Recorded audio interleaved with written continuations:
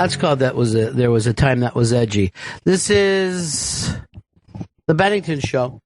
We've got a phone number here that we're all proud of, 844-ROCK-GOD, 844-ROCK-GOD. It was literally the last phone number left in the 800 world, and it took us months to get that. There was none left. I don't know who's squatting on these numbers. They grab every number out there. I believe it's carpet stores. It's really sneaky. Well, you got to. You got to run out there like the same way that people grab any fucking name that shows up on the internet immediately. And then they squat on it and then wait for you to come to them and say, hey, can I have that number? Yes, that'll be a ridiculous amount of money. Right. That's the way I got Coca-Cola. I also got it, Pharmacies Are Fun. That was one of the early ones I got. I only sold that one for $17, but it still was a profit. And then I got friends.com. Really? Just friends? Yeah. Oh, now who bought that one? The friends. The friends bought it for me from $17 million. They use it for old Friends reruns because you never get to see them anywhere. That's perfect. No wonder you dress so fancy. You got that 17 mil. Well, yeah. That's why I put it all in the clothing. It's the Bennington Show. Ron Bennington, Gail Bennington. Yo. Do you like all the friends, or is there a friend you don't like? You know what? My mind changed on some of the friends. Really? Yeah. Like when I was younger, I was big Chandler Bing fan. Sure. And then now looking back on it, I was like, it was all about Joey. It really was all Joey about guy. Joey. Oh. Because he was so bright? Is that the thing? He was such a smart guy? I guess I wasn't getting the subtlety of what he was doing there.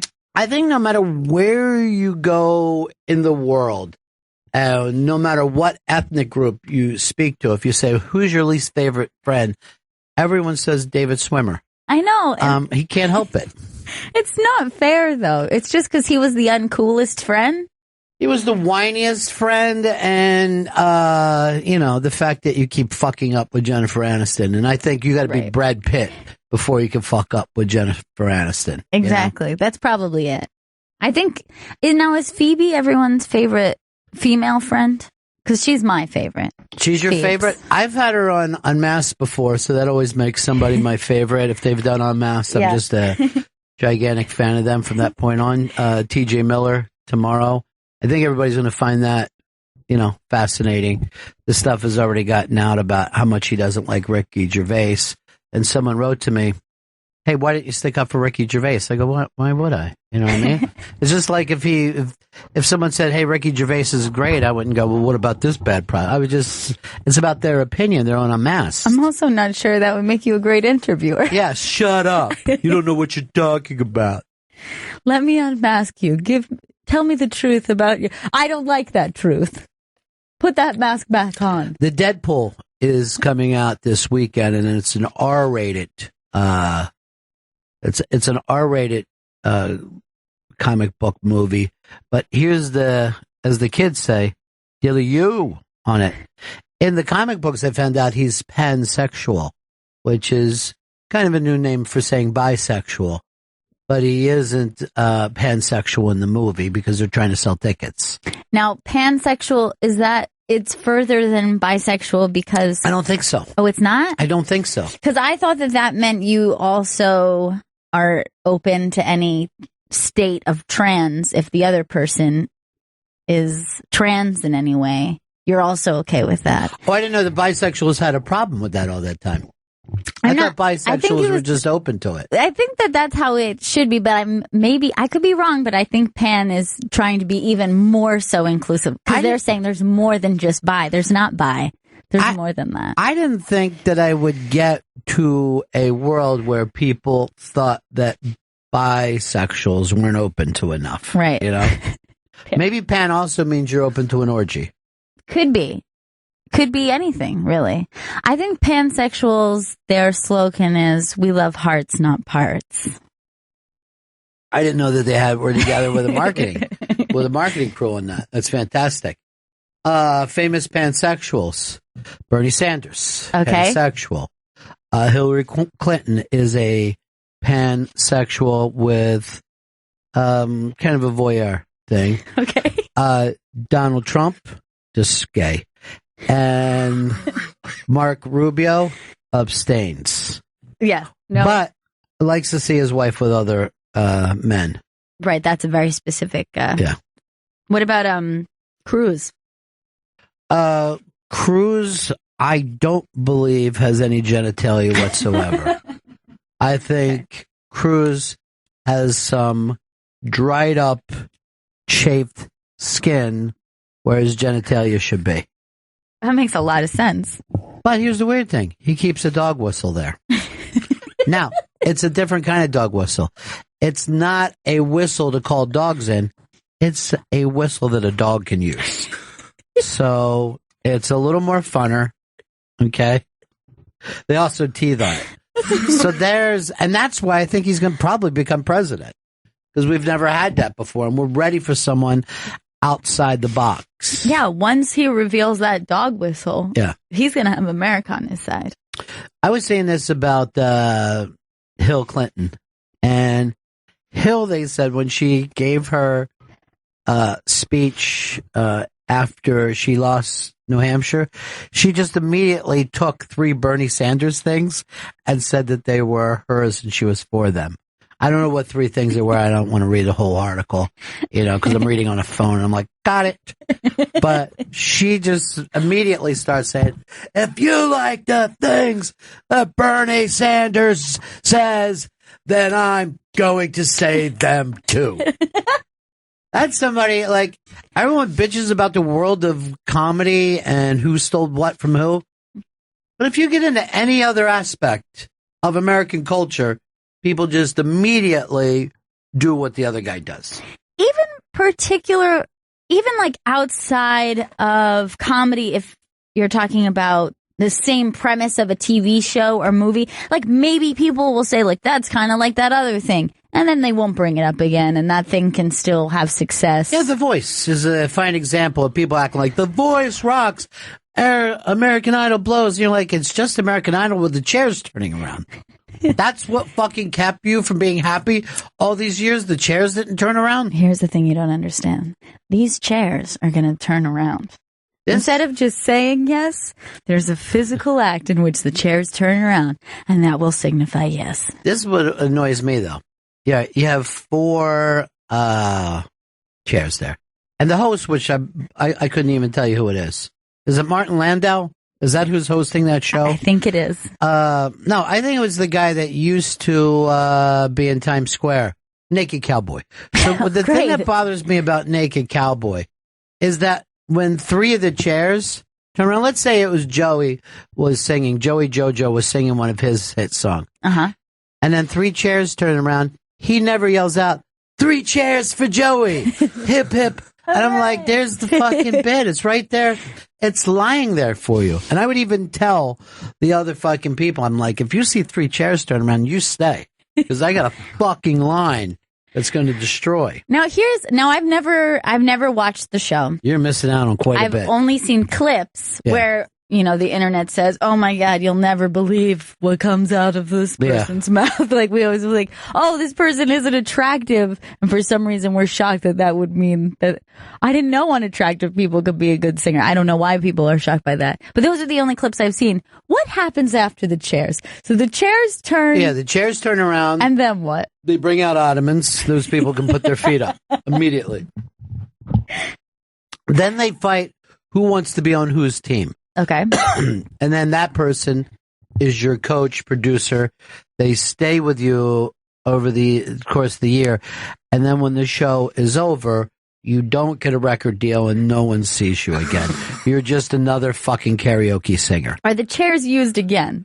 No, never again. So there's just this one aspect is the chairs? That's it. From that point on, it's just like any other show. Right. I mean, you can't act like I don't know who's singing a second time. Right. That's the problem. That's where I was confused. I thought they continued to use the chairs every episode.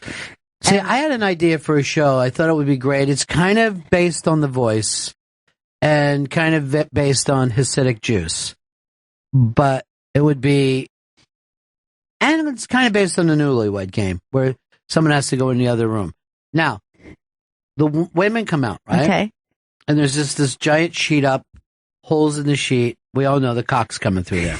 They, in let's say 30 cocks, have to find their husband's cock before the clock runs down.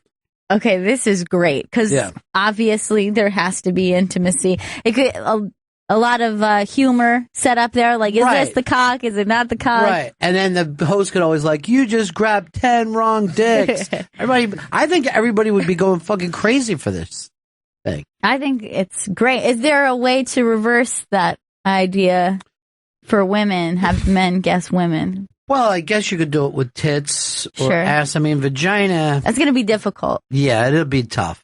To have a lineup of vaginas, I think most guys, even with 3, they might. Unless the woman had a weird freckle or something. I was even thinking of trying it with assholes.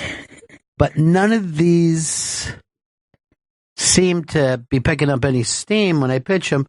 Oh, there goes the Stengel brothers. I haven't seen them. Well, they recently were in New Orleans. I saw that on Justin Stengel's, and he was wearing a funny New Orleans jester's outfit. Nice. And I think that they were probably down there, if I'm going to be honest about it, with the guy whose show they're going to be produced. Right. Yeah. That makes sense. I forget that guy's name. Harry Connick Jr., who I call TV's version of Opie. TV's Opie. Yeah. Well, there is a TV's Opie already. Oh, right. That's the problem. The actual Opie. I don't know how the show's come along. I ask them every single time.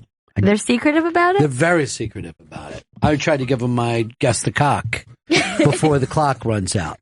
And by the way, the thing that'll make it great, the clock is just going to have a ticking cock. Perfect. It gets limper and limper, and then you run out. Also, the thing, if you can't guess within, let's say you get 30 seconds, there's 100 cocks all sticking, like a wall of penises. At 15 seconds, they all start pissing.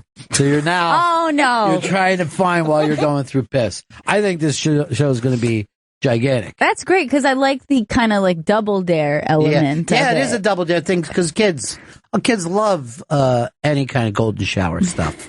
I think it's going to be really big. My idea is to put it on at 8:00 at night, family hour. Yeah. This is perfect. At first you get to glance around and you'll go like this. Well, 7 of those penises are black, so I know that's it. That one's uncut. You know what I mean? Like, sure. You got to kind of what I call be a detective. I mean, first round's going to be easy. There's going to be a couple signifying things. Like what? Like state of the foreskin, either there or not. Yeah, but I think that, here in America, you're not going to run into a lot of foreskin. What do you think the percentage is there with cut versus uncut? Well, I mean, we're the most cut country in the world. USA again. What am I going to say? We need hometown pride. But I think it's pretty high in this country. Like, would you say 80%? Top 80s. Yeah. High 80s. High 80s. Yeah. Down to the point where most of the time men are like, what? Really? You're not? Now, with youngsters, I think it's coming back up again. Yeah, I heard that there's a trend of, just because people are questioning what is the reason for doing this. Is this actually a necessary procedure that we've been doing? Well, it's a completely unnecessary procedure. Right. I mean, literally, we couldn't. And then people will bitch like, oh, they got that baby pierced ears. Oh, really? Because her brother got the tip of his dick cut off. So now who's the loser? I always like... There's Dan the Man. Steely Dan, the fifth Beatle. There he is. Everybody loves him. Now, would you say, just looking at him, cut or uncut? Just by looking, I would say cut. Yeah, and every some bitch around here is. Come on in, Dan. He's dying for some mic time.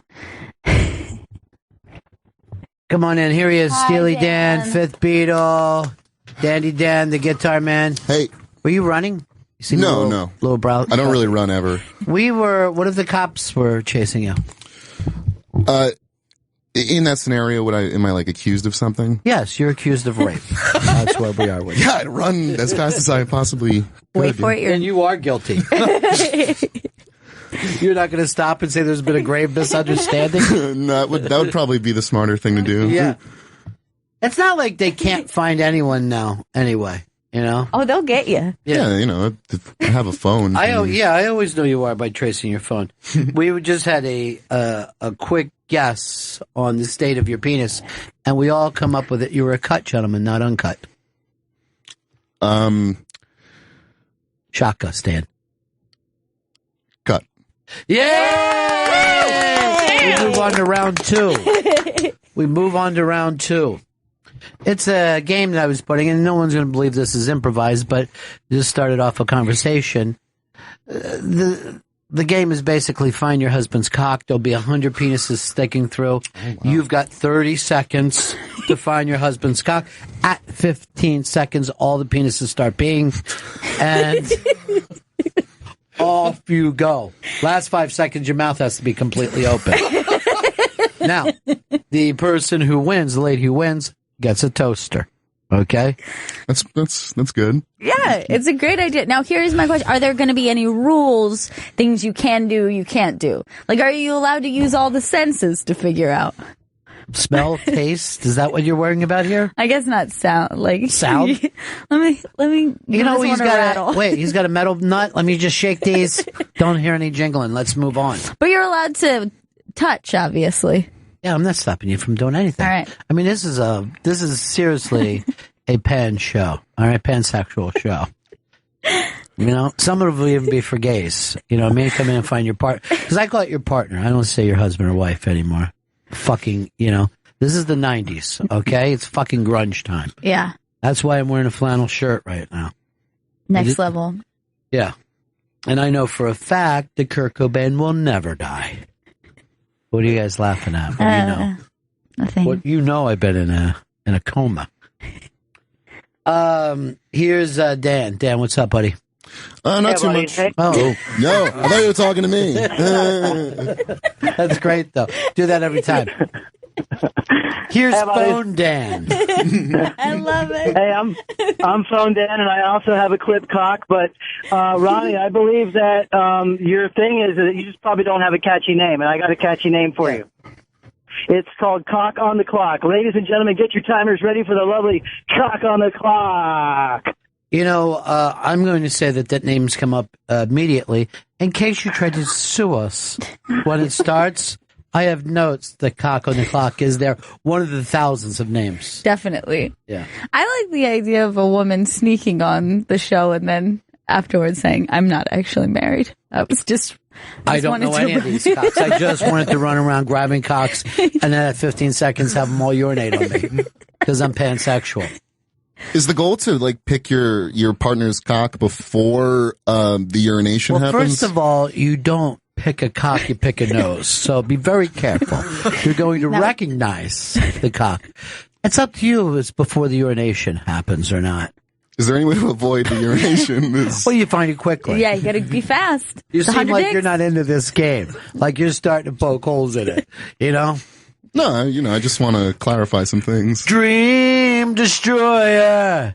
Dan is here to destroy your... By the way, I saw what was called Foreigner today on the Today Show with only Mick Jones as being the only original guy. That doesn't seem like... This is what was bothering me. They were asking questions of the other people. I'm like, they have as much to do with these songs as I do. Why don't you call me at my house? Some of them couldn't even have been alive when they were coming out. Dan, go ahead. Me, Dan, or Phone Dan? No, this is another Phone Dan. Is that not another Phone Dan? Was that just like a third prank on me? Dan in Miami? That's James in Miami. Okay, so he's just going to write Dan down for everything. Who's on the phones today? Jam Band. Just call it Jam Dan. I will. That's its new name. I'm going to retype it. Dan, I'm going to call you Phone Dan too, but your real name is James. Go ahead. It's James Brown, if it helps. Oh, God. It That's helps. cool. Yeah, You're alive? Yeah, I'm out there. So what can we do for you, James Brown? I was calling about your funny idea for a game show. That's actually already a type of Japanese porn. Where they bring like a guy in, and there's a bunch of older middle-aged women, and he has to figure out which one is his mom. And by looking at her vagina? And her tits. I don't believe this, not even in the world of Japanese. No, this is real. This is, you go to... Wait, do not use our fucking computer to go to any of these Japanese sites. First of all, our computers run slow as it is, and when computers run slow, it's from porn. Yes. There's no other reason. These have already been porned up, I'm sure. Yeah, and no, we don't have a single producer who thinks to himself, hey, I'll call an IT guy and have him come in and take whatever fucking downloads are up here so that we can get faster. No. Now that I just said it, everybody will run to their phone and act like they're doing it now. Oh, yeah, Get somebody down here. Just this second. I've had it. James Brown, ladies and gentlemen. Thank you, James Brown. You know what I say to that? James Brown. James Brown. Bent. Bent, bent, bent. Bent. Bent, bent, bent. If anybody thought that song, just played with that weird riff, could hang around for 30 plus years, you would have been called insane in the early 80s. And yet it's perfect. Yeah. I was called insane because I said, forget the home computer. Let's put all this shit on a phone. And they're going, why would we want it on our phone? It's a landline. How would it fit? How would all this information fit? You know, no one ever called that phone like a landline until we got it was just a fucking phone at that point. That was a phone call. I think it's just weird that we still call these phones. Like, we're continuing to call them phones. It's not a phone. It's a tiny computer. It's a tiny computer that you're able to make calls on. Within the last couple of years, we have phased out the idea of them being a phone predominantly. Yeah, you rarely talk to someone on it. It's so rare. Like, I'm tired of texting. Like, there was a thing of, oh, it was terrible. They broke up by text. No, you wouldn't break up any other way. No. What are you going to call? Well, first of all, you couldn't call them. That would be weirder than actually doing it in person. IKR. Yeah.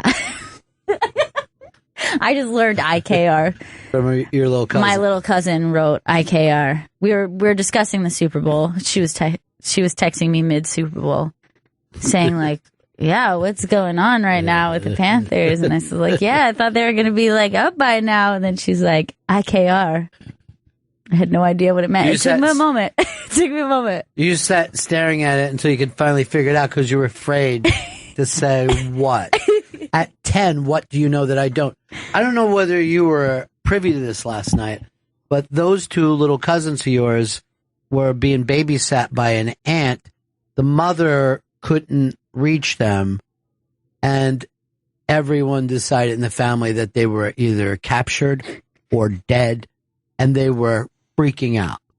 Completely lost their minds. Now I found out about it in the best case scenario. I missed the initial text messages of, oh my God, the children are missing and we don't know where our family is. And has anyone heard from them? And all these things happen in between time. And the only text I get is, okay, we heard from them. Everything is fine. So then I had to scroll up and realize that there had been panic before then. I heard two screaming sisters screaming out, oh my God, they're all dead. You know that they would be checking their phones. And then your brother said, oh, was someone in our family not FaceTiming every second of the day? Yes. So we decided they were dead. Now here's the interesting thing about this. Now this happened to me when I was in school, when I was away in college. And for whatever reason, my mother had decided in her mind that something terrible had happened to me. There wasn't any signs that something bad had happened, but she just got it in her head. Right. She couldn't get a hold of me. She tried several times, is what it seemed like. And then immediately started calling friends of mine who she had the number for, and my ex-boyfriend. And eventually he had to come to my apartment where I was just doing laundry and charging my phone. Laying in your own vomit and urine after a drug play going bad. Yeah. Just did a pull of my own vomit, needle sticking out of my arm. Yeah, and I just had to call her and say, what are you doing? And why are you calling my ex-boyfriend? And we had spoken earlier that day. It's not like we hadn't spoken in in days or weeks. This was literally maybe I had spoken to her 4 to 5 hours before. There was no reason for utter panic. But that happens sometimes. Like if you get it in your head. Well, haven't you ever talked to a friend that they were like, when the phone rang, I knew my father was dead, right? I have friends that have told me that. But the reality of it is you think that people are dead a lot and then they're not. And then you go back to life. You know what I mean? Right. But every once in a while, you're like dead on. Like, I knew it was bad news. As soon as the phone rang, I knew somebody had died. You do that a lot, but every once in a while, you're fucking dead on. And then you're like, I have this power Right. when I know the phone rings and it's bad news and someone's dead. It's not that difficult to picture one of your friends as dead. No, and you know what? Here's an interesting thing, and I don't know, maybe I just do this personally, and maybe other people don't. But let's say you're out with friends, or friends have come over to your house, and you guys are out late, and then they're going home, and then you're like, hey, will you text me when you get in, or like, text me when you're in the cab? But this person goes out all the time. All the fucking time. All the time. And last night they were out, and maybe they were out till 4 a.m. and I had no idea. Maybe they were passed out in the, somewhere I didn't know. But for some reason, now that we're together, now it's my responsibility to Well, you get did that with Chris Stanley, and I assured you that he drinks every night, and no way was he hurt or dead. And then he was actually in a coma in the hospital. Yeah. Sleeping it off. I mean, really, it's just another bed that he fucking fell into. But that was another example of that night. I was going, I know something's wrong. I know that he didn't make it home last night. I feel it. So maybe that's just the state that I'm always in, is I'm always kind of thinking when I don't hear back. Well, you're not normally with somebody that you're really right. The chance, when you say, I think Chris is OD'd, there's probably a 30% chance that you can say that at any time. Right. And be correct. True. But you weren't worried, Joey drank that night, thought he took a train when he took a cab. Well, I did call him in the cab. See, Yeah. that's the thing. I called him. I saw Vito get in a cab, so I was fine with it. And he was not, in a bad state. And then Unless you think of New York, which I do, is a bad state. And then I called Joe because Joe was a little bit in a bad state, but he answered. Yeah. So I felt like, okay, he's fine. But then when I called Chris, I was getting nothing and I was completely panicked. Well, first of all, let me just put this word out. Flutzy believes that it is a joke that I'm attempting to steal her away from Dave. No, it's 100% true. It's real to us. Yeah. And the way I say it, if it's good for me and bad for Dave, that's 2 pluses. Yeah. This is extra points then. Yeah. Now, if I don't get Flutzy, I'm going to attempt to get Ian Anderson and fucking just really out-flute them.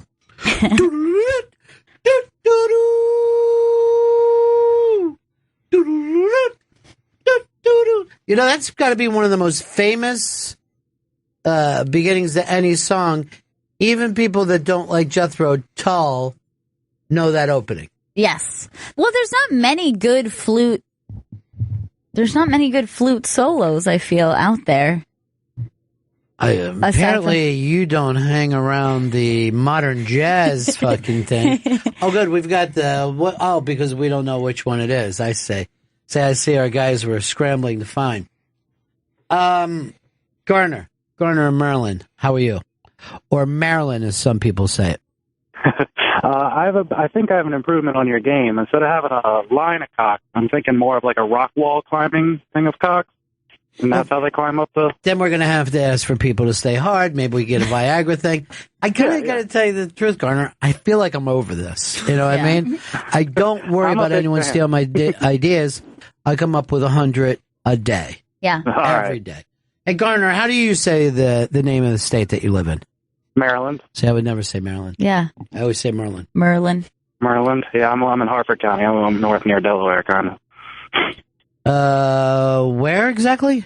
Haverty Grace. Do you know I know Haverty Grace very well. It's very close to Turkey Point. Haverty Grace has the proving grounds where you can hear missiles and guns being shot off all the time. Yep. Lost national capital by 1 vote. Look that I up. am sorry to hear that for you because you guys would have been great at it. I know.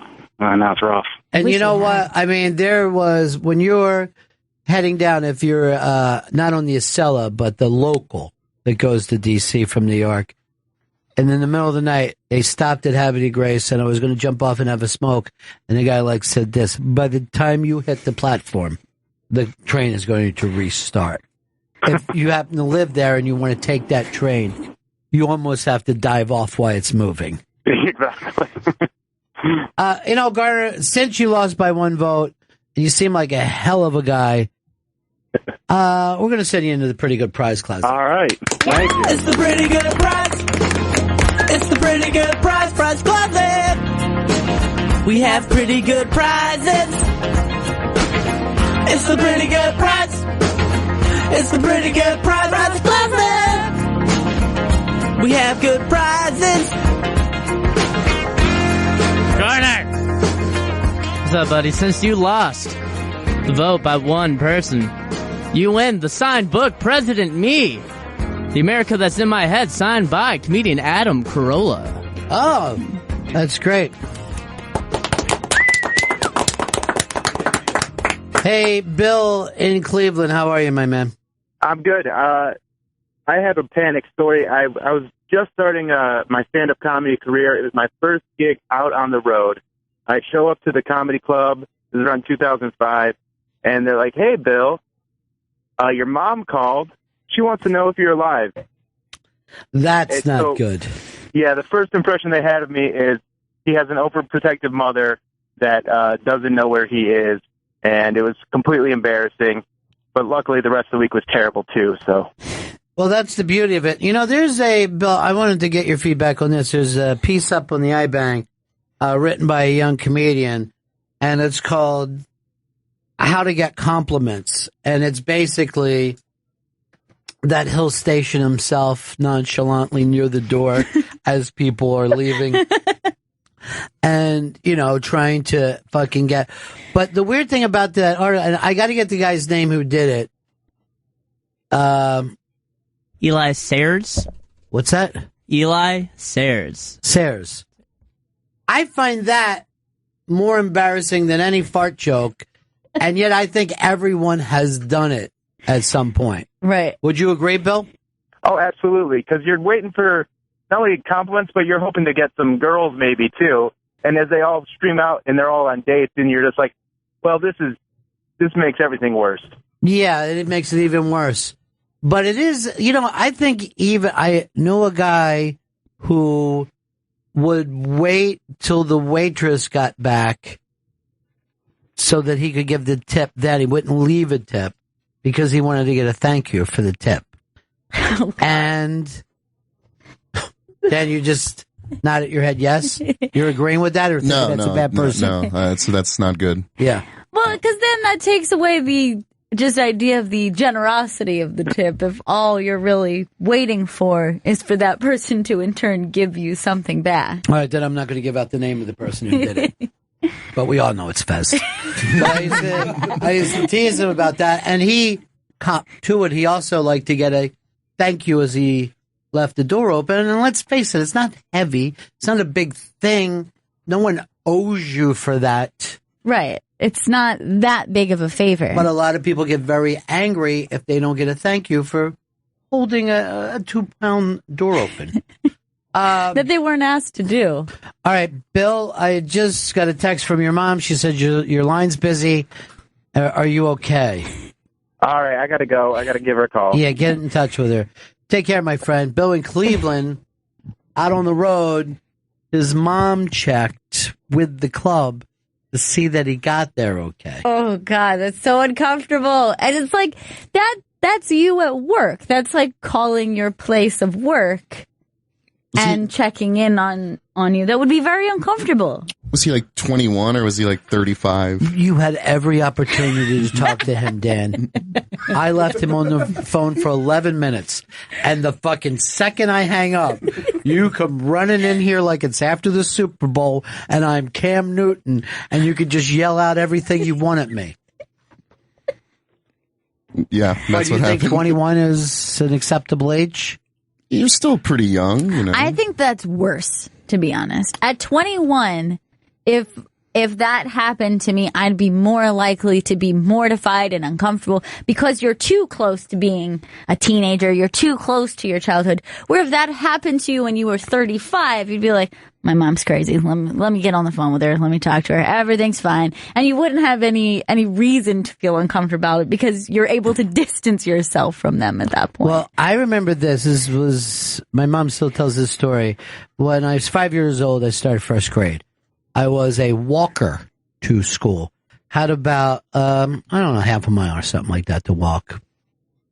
I come back the first day, I'm walking back, and my mom was standing at the corner, just standing there to see if I came down the hill, and I was fucking furious, and I did not make eye contact her. And when I walked by her, I said, "You're treating me like a baby." I was fucking humiliated, right? Now, people take their children to college. They'll take their 18-year-old and boy, drop him off at college, fix the room up, and get him some milk and his favorite cereal.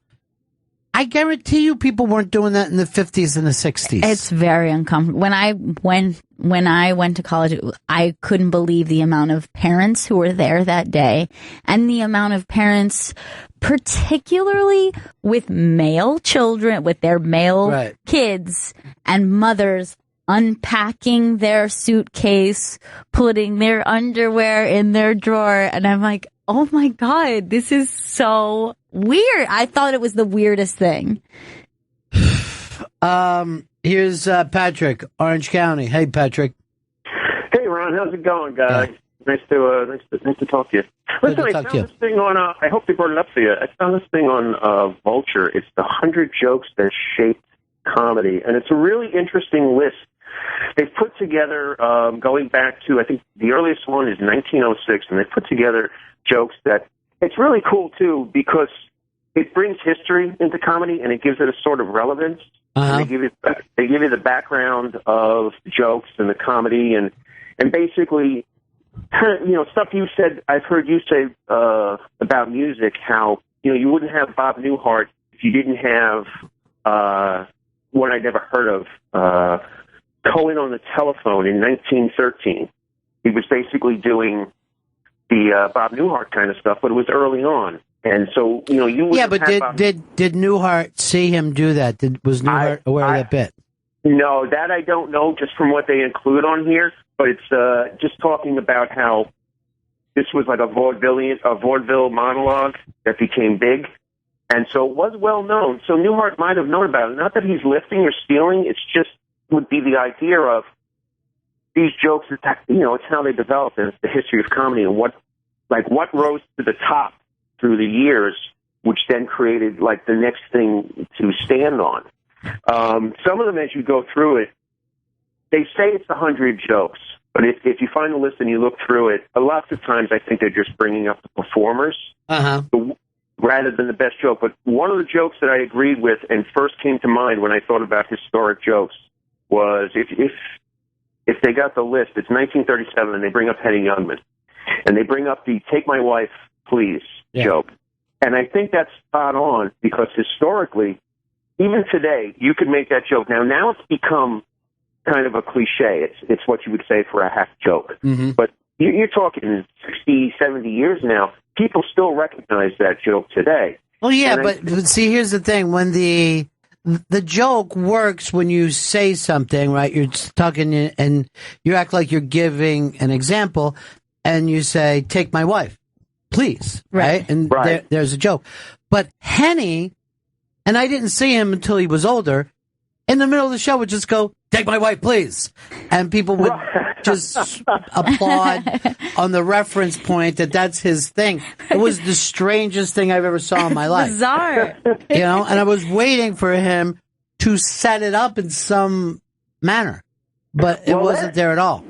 That's the interesting thing, and it talks about, when we say, does it still hold up today? But back then, that joke kicked ass in a comedy club. in the 1940s. Well, you are obviously. I mean, there's nothing that is a reflection of its time as much as comedy. I mean, if you had a time machine and you put Richard Pryor and George Carlin, who are considered the greatest comedians who had ever lived, in the 1940s, those two guys would starve doing the acts that they did. People just would not find it amusing. Yeah, it's interesting because the tone of a joke, I think, can set up, I don't know, it can set up tones in other comedians, but then that has to evolve in order for it to make sense in the time. Like the one that, just you bringing this up, the one that comes to mind for me is Who's on First? Right. Which I guess would have been probably similar to the kind of slapstick, but then you're putting words to it. And then that same style is still done today, that same type of dynamic between, somebody not understanding the other and the other person getting frustrated with that person. Doesn't it seem more British though? Doesn't it seem like the Pythons and beyond? It does, yeah. But then there's something absurd about it as well. And I think it's building blocks, because if you go back to that Henny Youngman joke, it's really a very, very clever joke if delivered in a better tone than what you were saying, Ron. I totally... Exactly. I was thinking about it. The Amy Schumer, controversy that came out. One of the jokes that popped up in that was, I'm an old-fashioned girl. I believe a man should pay for sex. It's that joke. It's the same joke. Right. That is a joke that could have been done in the 1950s, And it's the same kind of clever wordplay, subtle, kind of down low joke. It's not slapstick.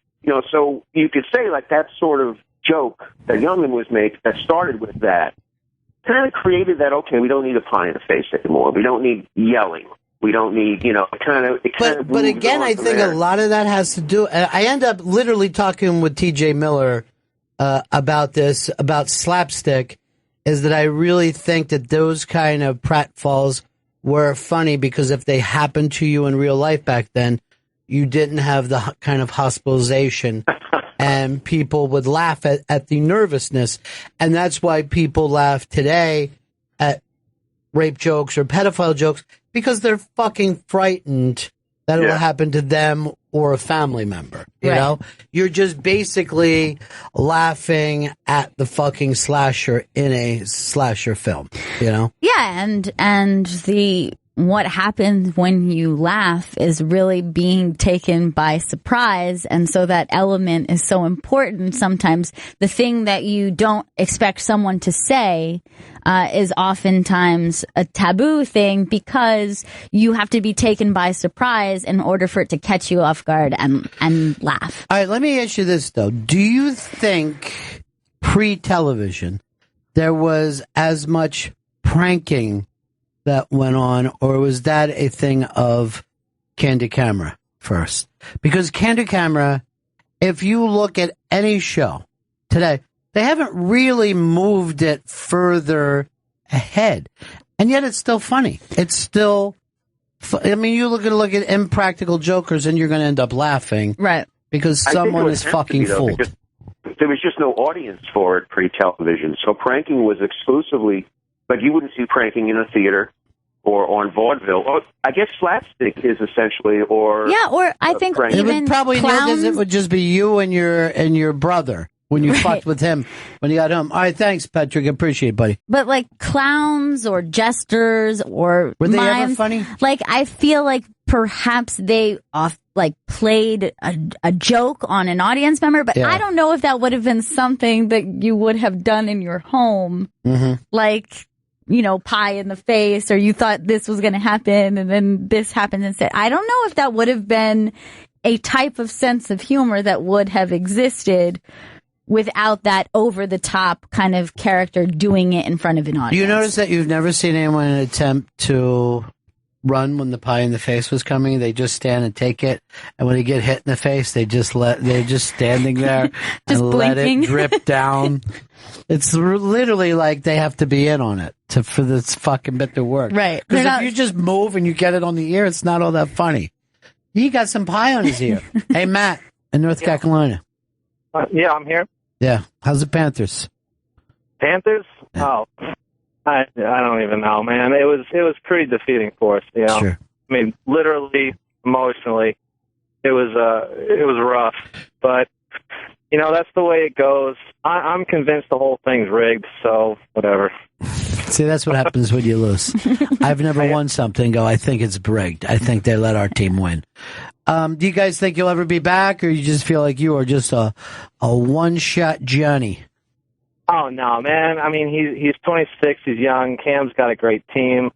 The fan base is pretty strong too. So I feel like he's going to bounce back from this. Remember, we all thought that about the Seahawks. We're like, that team will be around for a couple of years. That's very rare now.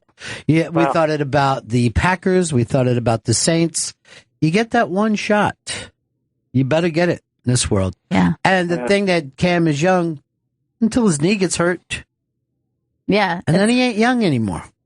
It's all just taking. You know, it's true. You know, life is full of unknowns. Everything in the future we can't really say. Well, we basically know that a quarterback will get hurt. It's one thing that is certain as anything. That if enough grown men run into another guy enough times, he's going to end up seriously injured. I've seen it. Yeah. Well, I mean, that's pretty inevitable when you put yourself in a situation where the probability of getting hit is, 95, 100%. Yeah, you're going to get hurt. Matt, what can we do for you? What'd you call for today, other than your state's misfortune? Yeah, I was calling because the previous caller, Patrick, talking about the history of comedy, and I just wanted to point out, like, the take my wife please joke. I mean, that it's still being done today in different forms, like the way Anthony Jeselnik does his jokes, the way Amy Schumer does her jokes, where they're leading you down a very, mainstream path, and then they just turn it on you real sharp. Voss kind of always works that he goes down low and drops a thing that he really thinks in. It is traditional, and it's also something that street people can never pull off. You know what I mean? Oh, no. Like, you literally have to have that timing gene to be able to nail it. By the way, my wife hates me playing all weekend long. Gail, what are some of the times and dates? My Wife Hates Me Valentine's Day special is airing Saturday at 12 p.m. and Sunday at 11 a.m. and 7 p.m. on Raw Dog. Kyle in Jersey. Hey, Kyle. Hey, Ron. I wanted to ask you, the rumors all over the internet are that Fez Whatley is dead, and I think I'm not going to believe that he's alive until he calls in and speaks about some sort of he does not topic. He does not lead a public life anymore. I just need to hear his voice one more time. You're not going to hear it. He's given you all he has to give. And he's dead. We all know he's dead. You can believe that if you want to, Kyle. That can be your thing to carry. But it's not his responsibility to come back here and make you feel better about yourself. Not even just one phone call for 1 second, just so we could hear that he's alive? He doesn't care whether you think he's alive or dead. He does not live a public life. He values it's very selfish. Privacy. You would say it's selfish, except for that he gave like 20-some years of his life to the American public, selflessly. He opened up his soul and his chest. Multiple times. Yeah, multiple times, so that you could be amused. And how did you pay him back, Kyle? I just want to hear him call in one more time and at least wish you guys good luck on the new show.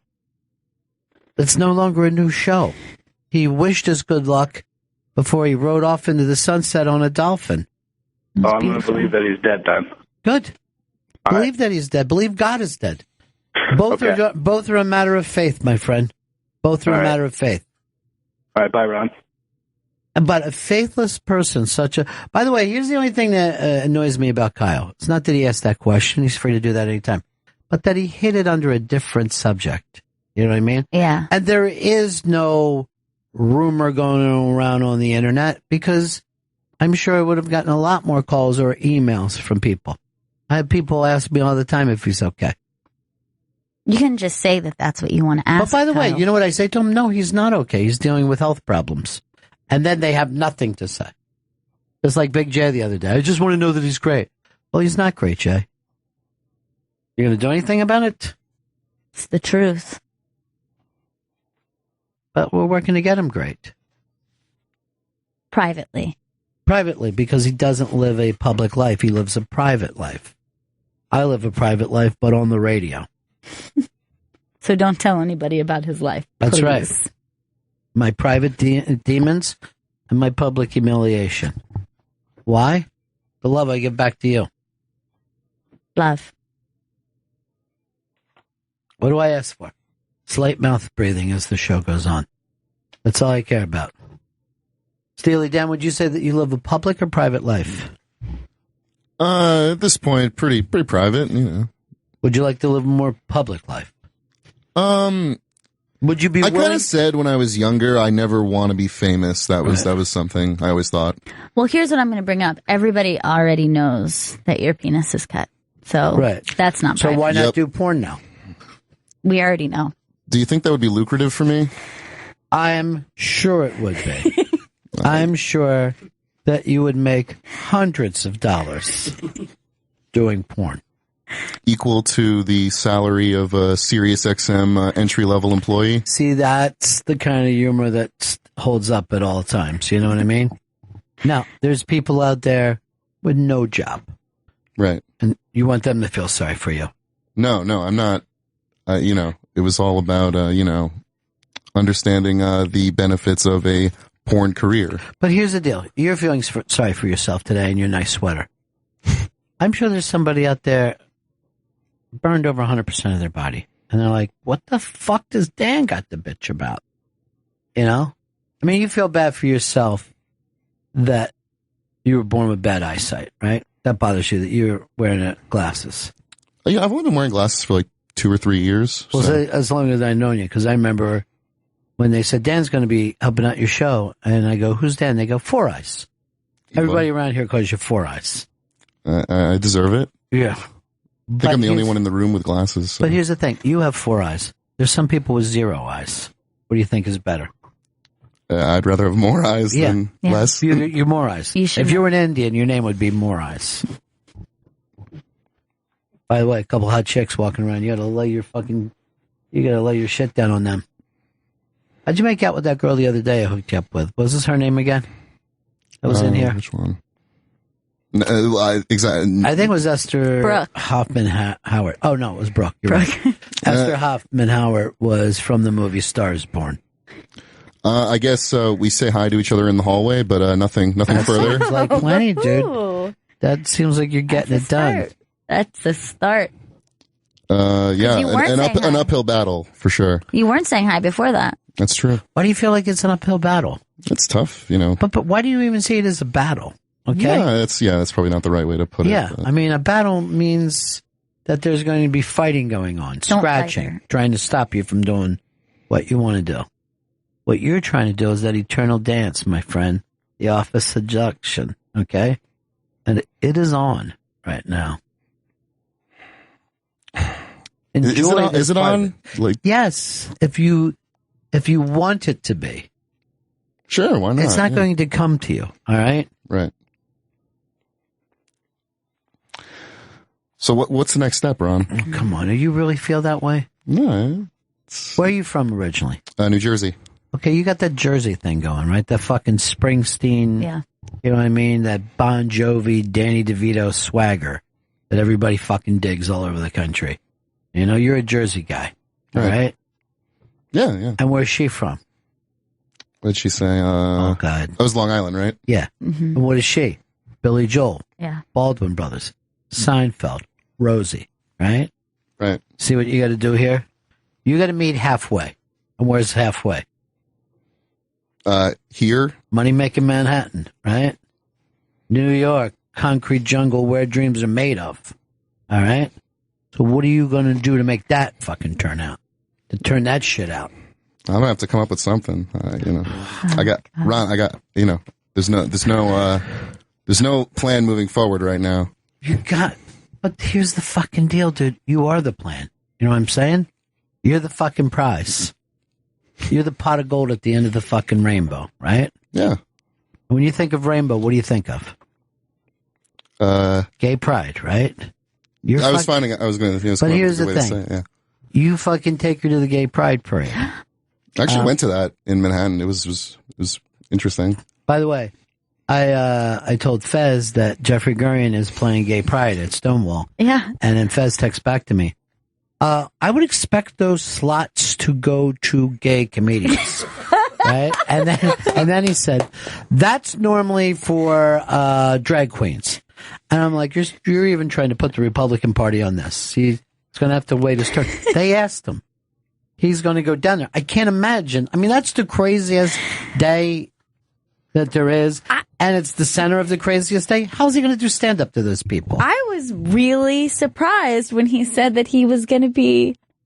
I mean, he said he was going to be at the Stonewall. We got to fucking Periscope that.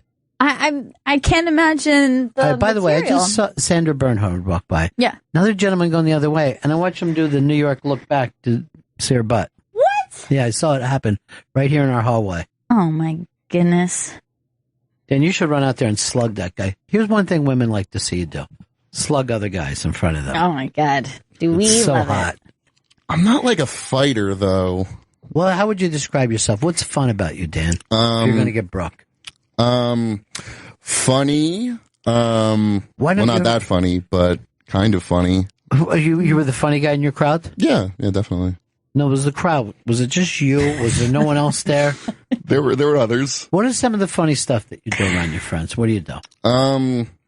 Just observations. Make an funny observation for us. I got Ron. That's really tough. You don't want to be the unobservational fucking comedian, right? You're going to tell me being funny off the cuff is tough. This is what I do for a living, right? Dan. So we're here. That red light is on right now. Okay, what's that light say? On air. Is that what it is? I could never figure it out. I thought it's always said on air. I always had never knew what O'Nair. it meant. I thought that there was some weird Scottish family that lived here, the O'Nairs. Thank you for clearing that up. That was observation. That is. Not humor, but an observation. Can I just tell you one thing before you talk to her again? Take the glasses that you have, put them on upside down. And you know what I mean? Come in as the funny guy. Yeah, just put the glasses on upside down and see if it. First of all, you look great with no glasses on. Thank you. You just took 18 years off your life. I'm not even kidding that. But what does upside down do? Like, yeah. Oh my God. They're not meant to be this way. No. Well, you know what I like so about it though? It cute. makes it unexpected. You know? He's fun. Yeah, he is fun. No. Like I would see that guy walking down the hall and I would just think, seriously, he's fun. I want to fucking party with you is what I would think. Should I go out like this tomorrow night? Well, first of all, where do you go out in Jersey? Not in Jersey. I live in Harlem, actually. Okay, so that's a cool thing to find. So first of all, don't say that you're from Jersey. Say that you're from Harlem. I'm not from Harlem. I've been living there for like 6 months. But I'm not why from do you? there. What is this? The honesty contest? No. This is the fucking game of love. And sometimes, like in poker, there's a bluff, my friend. Your bluff is your name is fucking White Chocolate from Harlem. What part of Harlem you live in? How deep you going? 102nd Street. All right, 102nd, so that's the lower part of. Right. Are you on the east or west side? East, right on First Avenue. Dude, you're easy enough to tell you live on the Upper East Side. No one can fucking fight with you about that. I've said that to people and they get pissed. They're like, that's not the Upper East Side. First of all, I consider Harlem to be across 110th Street, like the fucking song. Yeah. So you're at 102nd. To me, you live in Yorkville, which is pretty much embarrassing. I think Upper East is totally fine to say if you live on 102nd. Well, you just say Upper Beast, make it sound like it's fucking tough. Beast. But I bet they're at 100. It's tough, you know. But 102nd and First, there's no black people even in your neighborhood. No, that's not true exactly. I live across from God. No, you really sound like a fucking great. Yeah, I really sound like an idiot. Say this you live no. across from what? Did you say the coloreds? No. Is that what you were going to say? No, Yeah. no. But he's letting on to that. Oh. No, I mean, my neighbors are, black. Why do you say it like it's something to be I'm ashamed just of? because You're not ashamed. Why are you? You know what? Go home and listen to the song "Strange Fruit" because you need to fucking hear it more than anyone. You know. It's a biting social commentary that's fun to sing along with. All right, so you live on 102nd. You saw a black person once, so you're calling it Harlem. Yeah. Who are you living across from? Lena Horne? Where do you fucking live in 102nd? Where am I living? Yeah, you in an apartment? Yeah, an apartment. Yeah. You got roommates? Yeah, 3 roommates. Jesus Christ, how many bedrooms? 4 bedrooms. It's wonderful. Who's in the Is extra it really? bedroom? 3 roommates, not including me. Gotcha. Oh, okay. Gotcha. We have a balcony looking over the East River. What are you guys paying for that? $9.50 with utilities included. Each. Oh, Yeah. that's nice. For the rest of the country, let them throw up thinking somebody's spending $3,600 for a fucking apartment. Yeah, I mean, but when you consider, 5 blocks down what you would pay, it's not too bad. No, well, you're exactly right. Imagine me, fucking 50 blocks down. Imagine what I'm dealing with. I mean, you were probably making the same exact money. That's what pisses me off. I bet there's no fucking difference at all between us. So, I am, I'm pretty sure that you can get Brooke, if you fucking play it correctly. But I'll tell you this, she doesn't play games, my friend. You got to bring the honesty thing. She doesn't like someone hanging on her. She mentioned that She's too. saying that. She don't like to be paid attention to. Play cool cat with her. No, you were out the other night with Voss and Bonnie, right? Yes, I was. I'm reading her book. She has had crippling social anxiety in her life at different times. Really? Yeah, but she was fucking, raised out in the sticks all by herself. She didn't even fucking meet another person, I think, until she was 30. So those kind of things can happen. Would you say you have social anxieties? In certain situations, sure. You go to a party, you know like 2 people. That's not great. I don't, You like to know everybody at the party. Not everybody, but I like to. No, what percentage before you feel good? You feel like at least 25%. Okay, so you need to know 1/4 of the people there before. Okay, that's a little high. That's a little high. Yeah, I mean, certainly it seems like the only at place. Least okay, like 5%. Okay. Okay, that's. Can I tell you something? Sure. 5% is exactly what your fucking hero Chris Christie got in New Hampshire, and they sent his ass home. I fucking hate him. So why do you hate him? How he treated the teachers' unions in New Jersey, his general attitude. Though I don't know, he's an interesting figure, but look, the teachers' union is filled with Bolsheviks. He fucking pointed that out to us. They're basically sleeping with the children. Oh my God. Yeah. And they can't be fired. That was his big problem with it. He said I could get some temp workers in there at $4.75 an hour, and they do as good as any teacher in the state. He also said that the same people who have skee-ball games down Atlantic City should be fucking teaching physics to 10th graders. He felt good about it. They sent him home. He's out. Hey, you know what I sat around listening to all last night was the people that are holed up in that wild preserve thing. Yeah. So somebody had it up on YouTube. Kyle and then other people immediately sent me, it's fucking going down, man. So I put on the YouTube, streaming in real time. There's like 60, 70,000 people listening. And you just hear this, if you're fucking coming in, I'm going to light your shit up.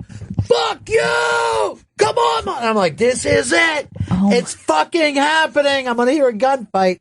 And it went on like that for 5 fucking hours. Holy shit. Yeah. So, and the other thing, so some woman, she's saying that she is going to help them. She's going to negotiate the deal. She calls in, they patch it through.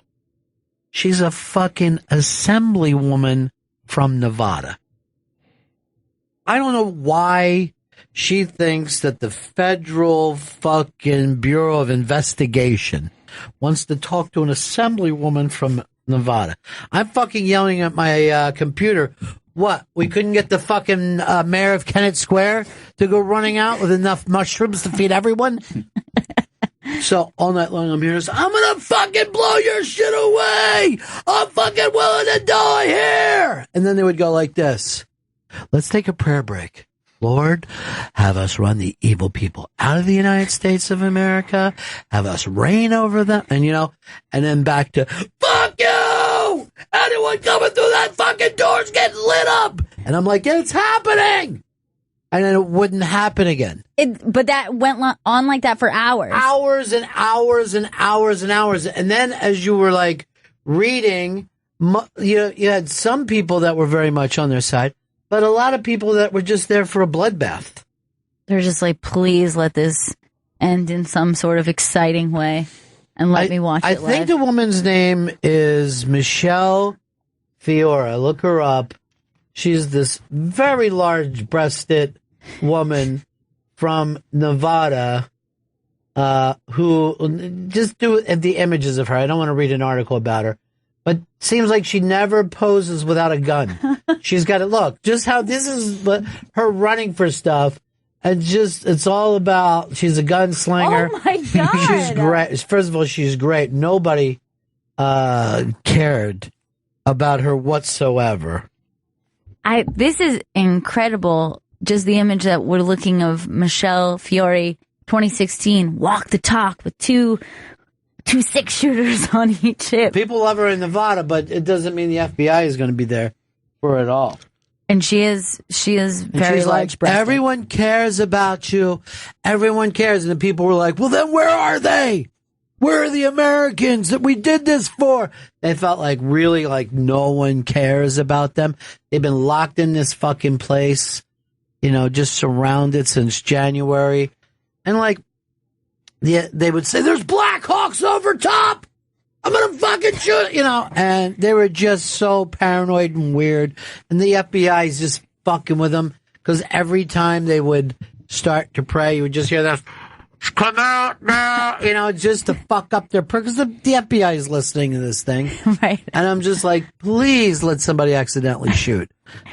And how were they reacting to Michelle Fiore? They were sometimes she was like, she's really mouth breathing. She's like, I'm here. I'm in Portland. I need a ride. If somebody would come pick me up, and I am willing to talk to, I will walk in there with you and I will walk you out and we'll write a book. And like, there's one woman in there who said, this is the only way I'm coming out. I'm leaving here with my guns. I'm just going back to my house. And everyone stops acting like this was a crime. And I'm fucking sitting in my house like, you don't even have a hostage. You got nothing to fucking do with this. I don't even know what they did or tried to do. Yeah, their demands and their message is very confusing because it got started over the land and they step back away from this fucking place or I'm lighting everyone up! You got the fucking hand grenade! Fuck you! Fuck you! And I'm like, this is it! It's happening right now! And then nothing would fucking happen. And it would be impossible to turn that off because that sounds like anything at any moment could just go down like that. Yeah. Any fucking second. It sounded like Chris Christie was locked in a fucking place, And he was just armed to the teeth and ready to fucking shoot it out. He was ready to fucking go hard. But I can tell you, no one ever brings these fucking dudes up. I mean, we've got fucking every TV on now. Nobody's doing a story on these dudes. They've locked themselves into a house and they don't have a hostage. Yeah. And they're asking for America to change and they got zero fucking leverage.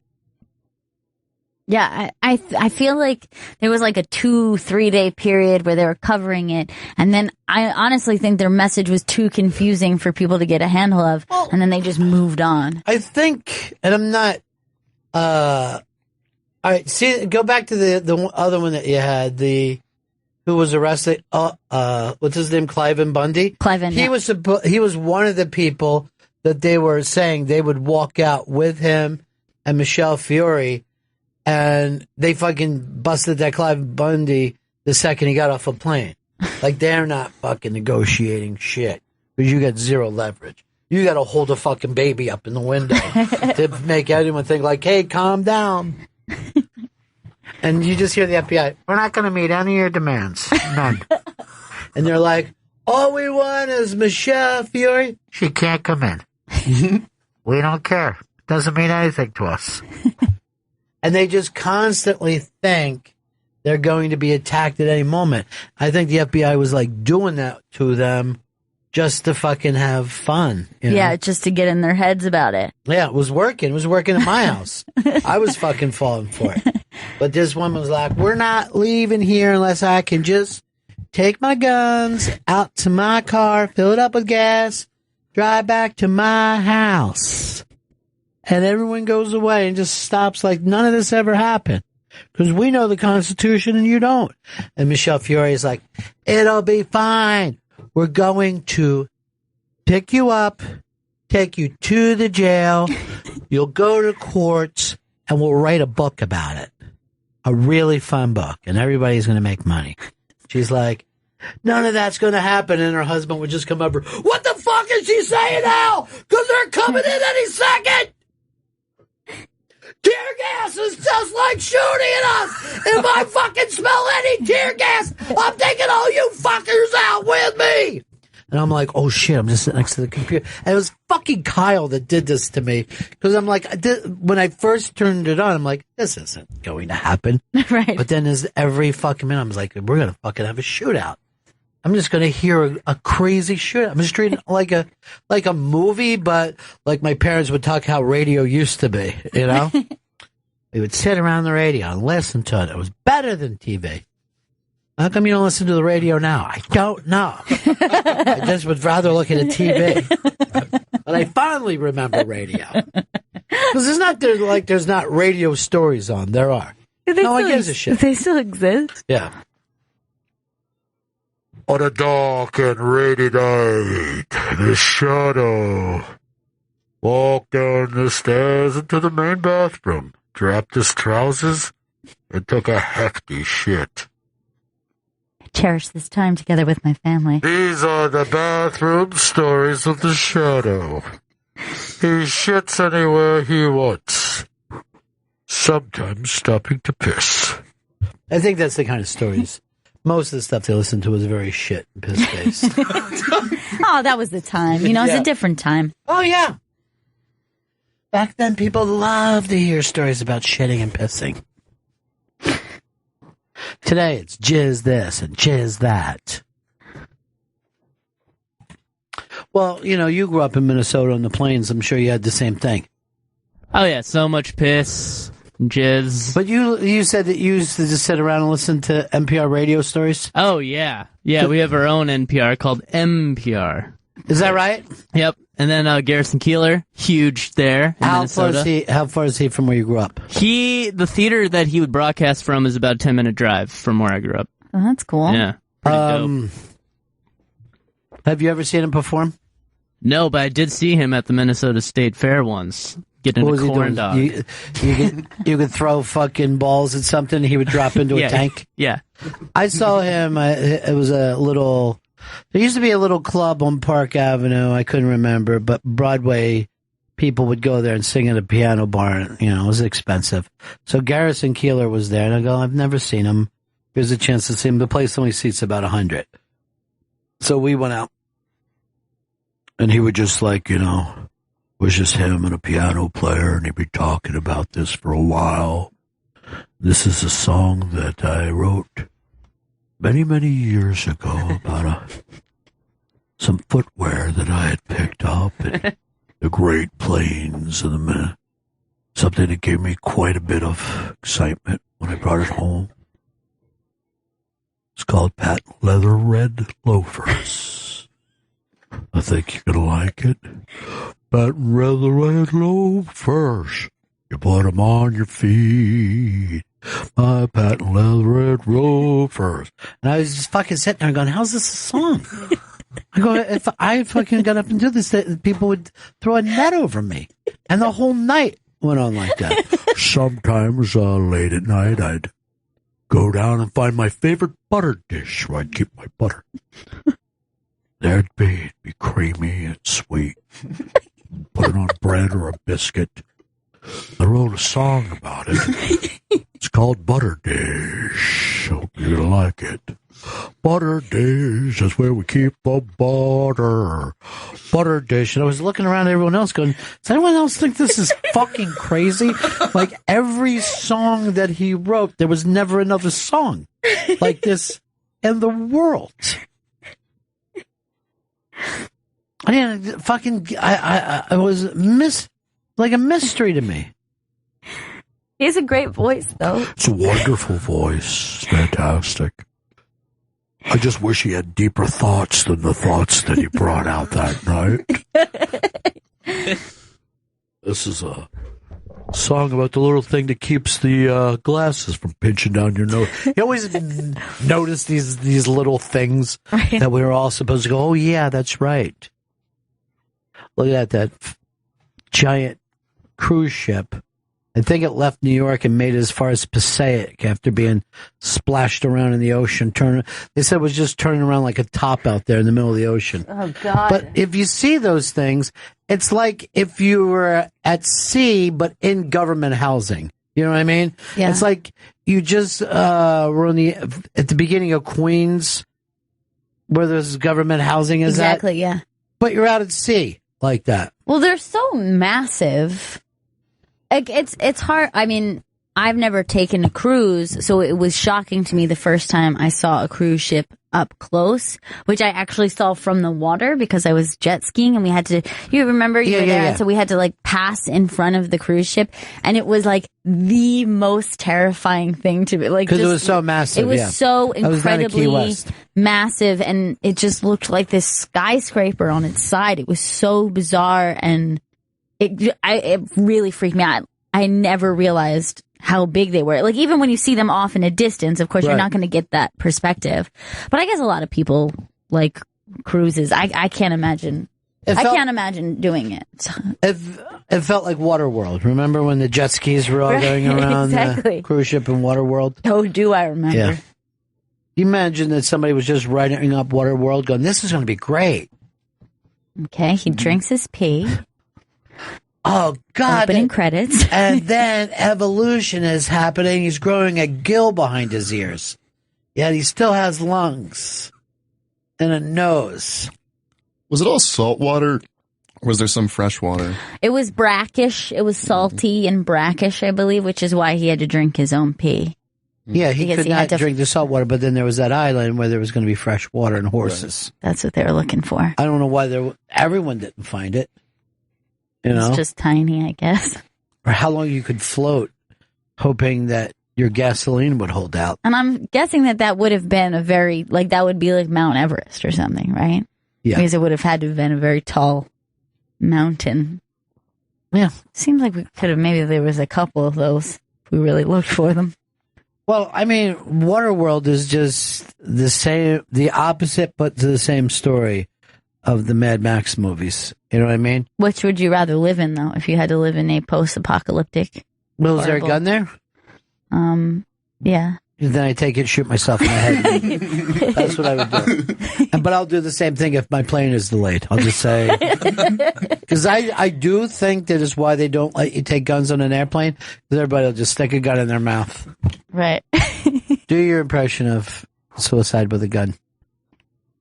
She's always does a thing where she waves goodbye. It's the fucking funniest thing. Because no one ever waves goodbye when they're coming. Bye.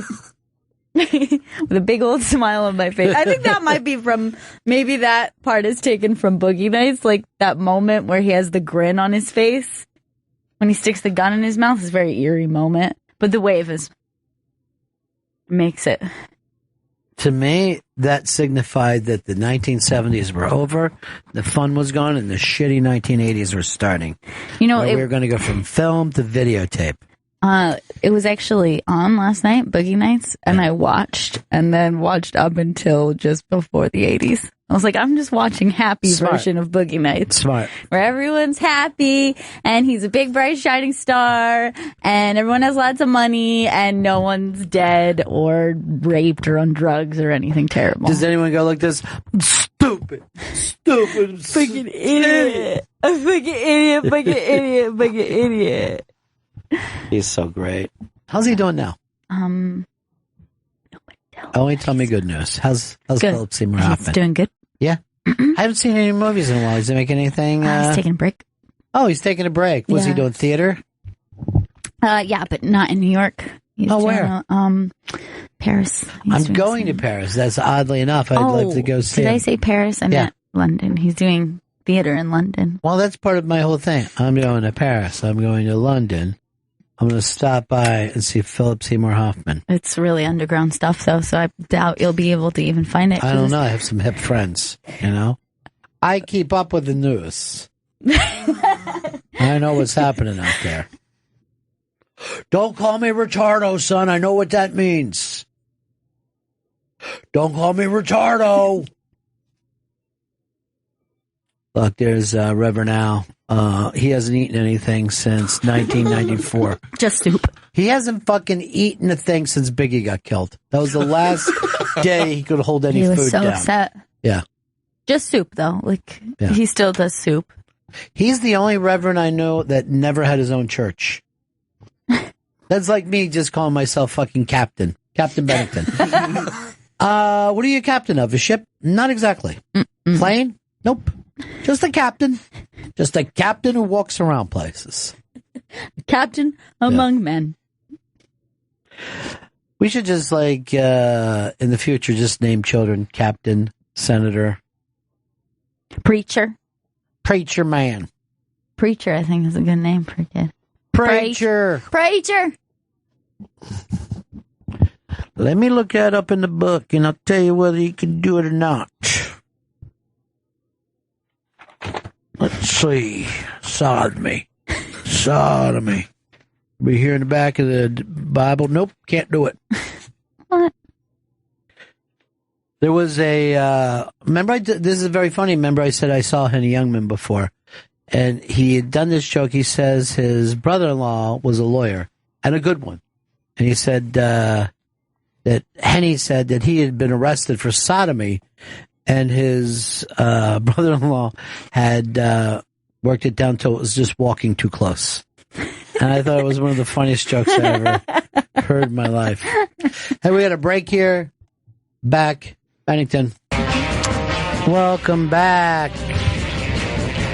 to the Bennington Show. I'm Bennington, Gail Bennington. Yo. Tomorrow is the Unmasked program with TJ Miller.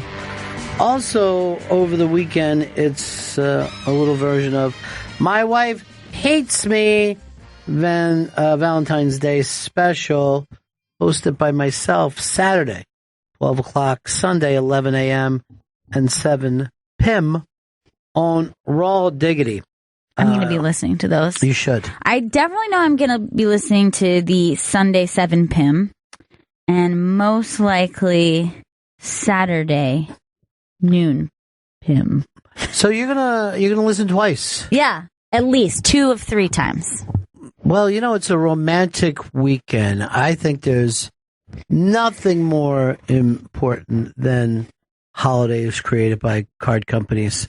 I love them all. The Mother's Day, the Father's Day, the Valentine's Day, Grandparents' Day. And it's very important to make purchases for the people that you see in your life every day. I like to pay $6 for a card. At least $5 to $6 for a card. Yeah. Probably some flowers, chocolates, and then like jewelry or some sort of. What about the cuddly teddy bears and the pajamas? Please, definitely. Let her know that you love her by giving her fun pajamas. That's how I know I'm loved. I honestly, every night, I open my jammy drawer and I look in and I just count my jammies. How loved am I? Yeah. That's how I know. Don't you collect the pajamas based on the movie Room? Yeah. Isn't that the thing?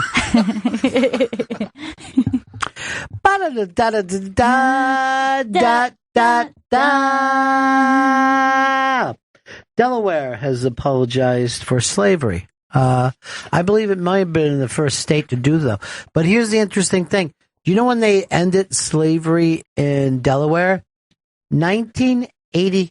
4. What? Whoa! It was during the LA Olympics, which, let's face it, we wouldn't have won that many gold medals if Russia was there. You know what? Now I understand why they apologized. That makes sense. I just want to say, Delaware, I accept your apology, although I'm not sure if they're directing it at me. But I do accept. Yeah, but did you see him do it? It was the governor of Delaware. He was like this, so sorry. Okay, that makes... Too much sleeping makes you sad. It makes me think that he doesn't even mean it. Did you have to be chained up and pick on food for us? Yes, it was slaves. So yes, that is what happened. And you don't sound sorry. I'm so sorry that your ancestors were slaves. Why are you talking like that? If you're so sorry, then why are you talking like that? I'm crying because we made you slaves. That sounds like fake crying, and nobody says boo-hoo-hoo for real when they cry. That's the way slaves cry. No, it's not. So, Delaware has... And first of all, I didn't even know Delaware had slaves. They weren't on the side of the South in the Civil War. There's no cotton in the entire state. I mean, I don't know whether they had people... Slaves probably would go out deep sea fishing for them. Yes. They were the only place. You slaves, you're going to deep sea fish. Also, we need some of you slaves to run the Ferris wheel on the Rehoboth Boardwalk. Now get over there, slave. Guess it could be worse, but... Any of you slaves don't know how to run a saltwater taffy machine, because that's all you're good for. Some of you slaves are going to be selling insurance door to door, since Delaware is a big banking state. Let them know that we can keep the premiums low. Slave!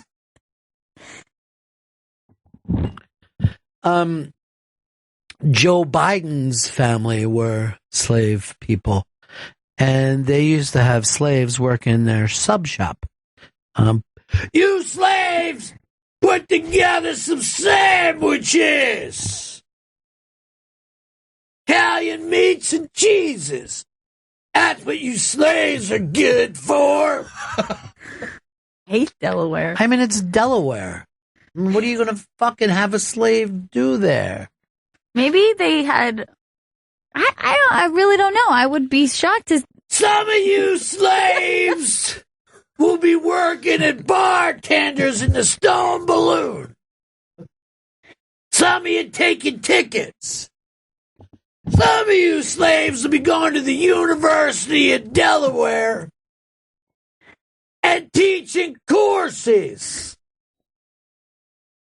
to white children. I don't know what they do. Pick strawberries? I've never heard of there's strawberries in Delaware. The slaves pick strawberries? I feel like they were doing maybe several things, not just cotton. So they must have been doing it. There was plantations in New York, so there must have been. But there was no cotton, dude. There was no cotton. You can't grow cotton up in New York, and you can't grow it in Delaware. But I think some of you slaves will be working as toll booth workers outside the Delaware Memorial Bridge. You'll be doing 6-hour shifts in a small air-conditioned box. Don't any of you try to run across the bridge to New Jersey and freedom. Some of you are going to be working as librarians, checking books in and out. For free. I've never heard of a giant slavery thing in Delaware. Slaves making fucking t-shirts, funny t-shirts all day. Some of you slaves will be working as roadies for George Thorogood and the Delaware Destroyers. Just That old man Thurgood, that old man Thurgood, he just plays 3 chords. He don't sing nothing.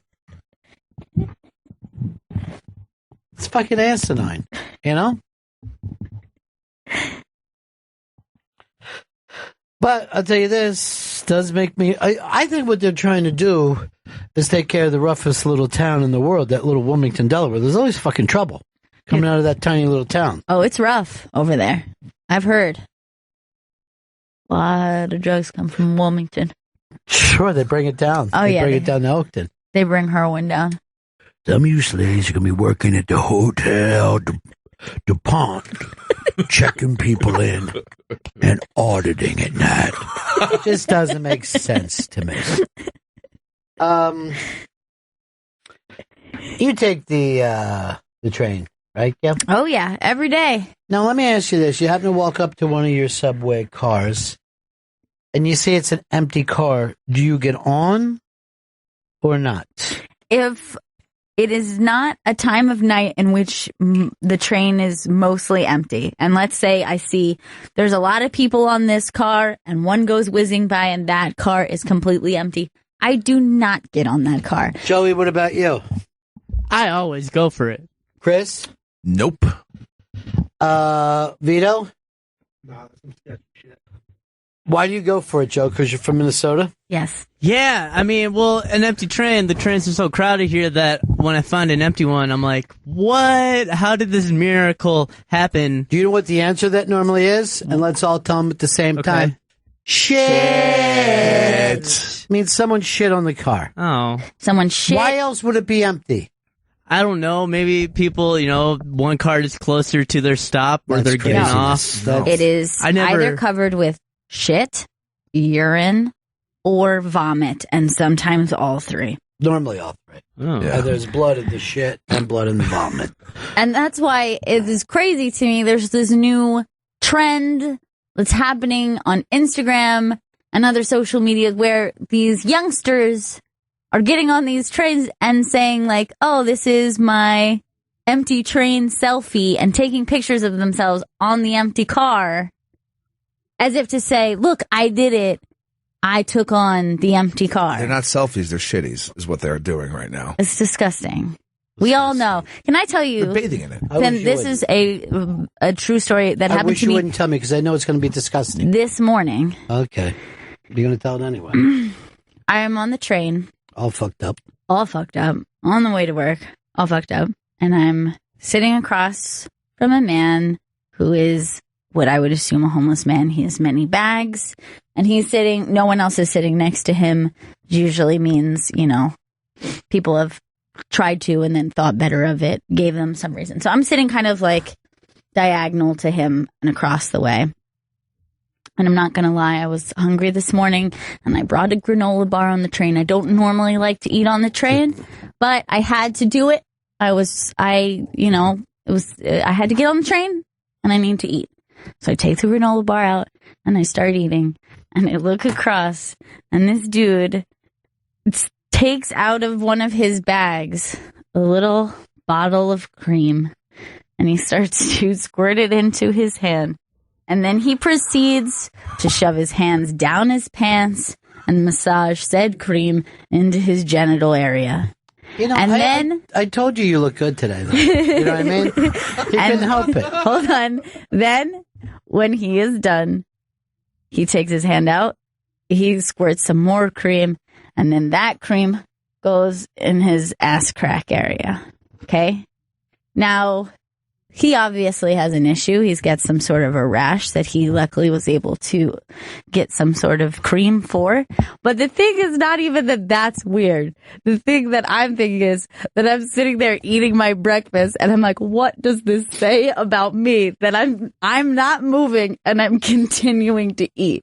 And to me, that was the weirder thing about this, that I was not affected. Like, hey, dude has to put on his dick cream. You know what I mean? We all got to do stuff today. By the way, this is where he does it. Someone else is telling that story today, and you're included. This disgusting bitch was sitting across eating a granola bar. But I think you do get desensitized to a lot of things when you absolutely see that. But I'll tell you, an empty car is never something that you want to do. And I agree. You called it like a real New Yorker. Sure, 2:00 in the morning, you could happen to jump on an empty car. Yeah. And then it's a nice, comfortable ride, and you're just feeling like a person. Yeah. Sometimes you get on, and there's 5 of you. It's a wonderful fucking feeling. It's very nice. But 8:00 in the morning, no, there's shit in that car. There is shit, and there's probably somebody you probably can't see who's laying on the floor covered in whatever that bodily fluid is. Mental Floss magazine, this is up on the iBank today, asked whatever happened to waterbeds. They said at one point, and this is shocking to me, 20% of the beds sold in this country in the 1980s were waterbeds. And there also hasn't been a waterbed sold in the last couple of years. Waterbeds were the rage for, I'd say, and this wasn't like a 2-year thing. There probably was 12 to 14 years where waterbeds were a big deal. They were even like almost a sign of luxury too. Like, oh, and he's got a waterbed, which is very exciting. Like that was a benefit. First of all, look how cheap they are, $189. What? It's hard to believe. And that, I think, is one of the reasons why now that song's coming on after all that time. We just fucking heard Locomotive Breath after an entire day of looking for it. But there was a thing when they were considered sexual, which could not be farther from the truth. No. They would only work under one situation. I guess that you'd call it bitch on top. Other than that. And that is the technical term. Yeah, that is. I mean, I'm going to use a scientific term. But other than that, no.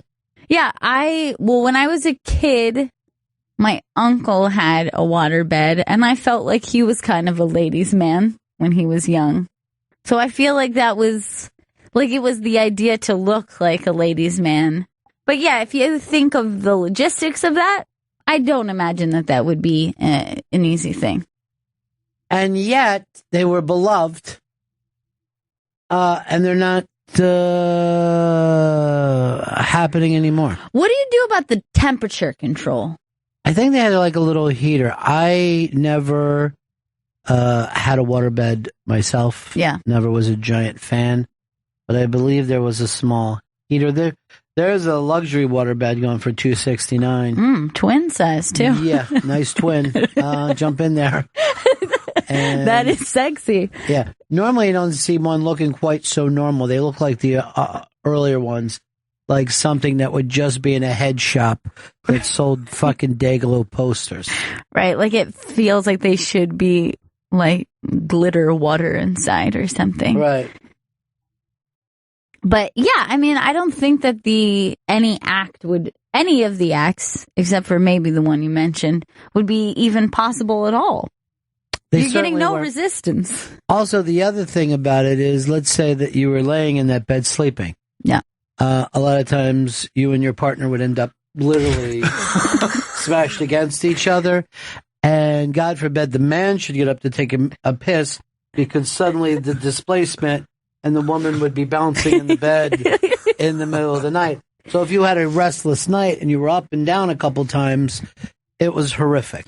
Now, I don't even think, I would imagine they would be really bad for your back. They were supposedly good for the back. That's what they said. This is why I think, because oftentimes too soft, there's no pressure on your back. I know, but they felt like you were hanging in a hammock. I don't think anyone's ever bitched about laying in a hammock. I don't know. Obviously, they did not work because they did not stay. And that would be it. Let's bring them back. See what happens. Let's just give them a go. See what we're missing. Maybe they're gone for a reason. Patrick, upstate New York. Hey, Ronnie, hey guys, how's it going? Hey. Oh, we're all great. All right, well, yeah, I used to have a waterbed out in my senior year of high school back in 1991. I had one. Yeah, no, it was absolutely great for just about everything. The thing was awesome. I had a California King. It was gigantic. It had a heater on it, which kept it perfect. You could have like the room ice cold in the summertime or even in the winter, and you just got to crawl underneath the sheet and get a really nice warm bed. I think they've been replaced by those new like air mattress things. Yeah, because I used to. I don't know why anybody would sleep on an air mattress. Yeah. Well, no, those ones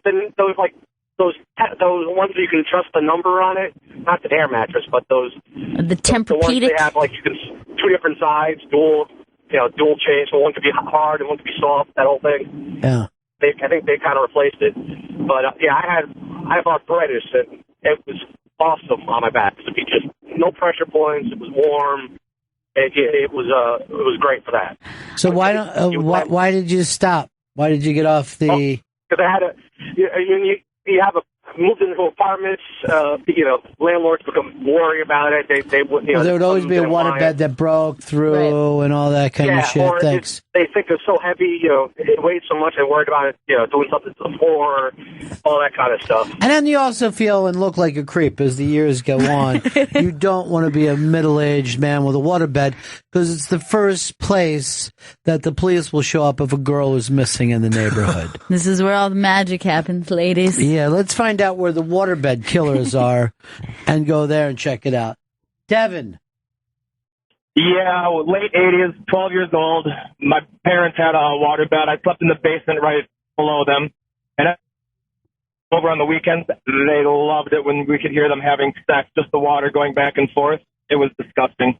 Yeah, that's pretty horrific. The sloshing is not great. Troy, Carolina. Hey, what's up, fellas? And Gail, excuse me. Yeah, that's okay. My brother-in-law, mid-50s, has a waterbed 30 years, and it's not the mattress with the bolsters. It's the old school one with the wooden box. Yeah, that's to me the classic waterbed. Yeah. And the one that's up there now on the iBank goes for $189, where you have that wood thing that you can't put anything under the bed. That's the one that people would have. I mean, it was kind of even creepy back then, but it seems even creepier now. I feel like we could take the idea and maybe meet somewhere in the middle, like maybe not water, but maybe like Jell-O, like something more of that texture, a little bit more solid. Mm-hmm. I think that would make a better bed. Well, I mean, would you think somebody was strange if they had a waterbed, big porn mustache, and the van? Because that was most of the dudes I knew. You lost me at the van. Yeah. But no, the van is a party machine. It's really done in shag. You can sit on the floor of the van or up in any of the seats, and it's the same shag. It just runs through all the way entire, through. Yeah, the entire van. That way, if anyone spills a beer, it stays. Oh, yeah, and the scent. Yeah. Can really stick to it. Walt in Orlando. Hey, what's going on, everybody? Hey, man. I don't know if you remember, you had to buy that little bottle of chemical to pour in the water, or else that water would just grow all kinds of shit inside of it.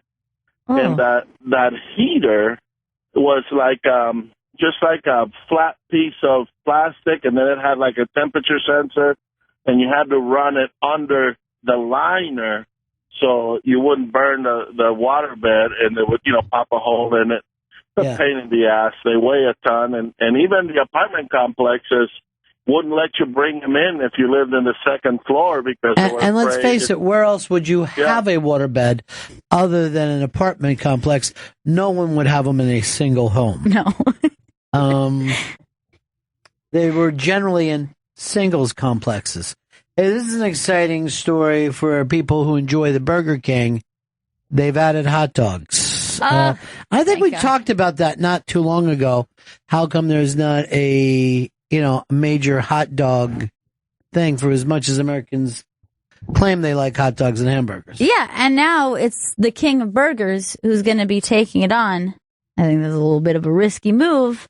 But I do think that people will eat hot dogs in the context of... Well, they're not eating burgers from those places. They're not going for... No one... I mean, do you have any friends who go, hey, let's go out for a Whopper before we get to the party? It just doesn't happen.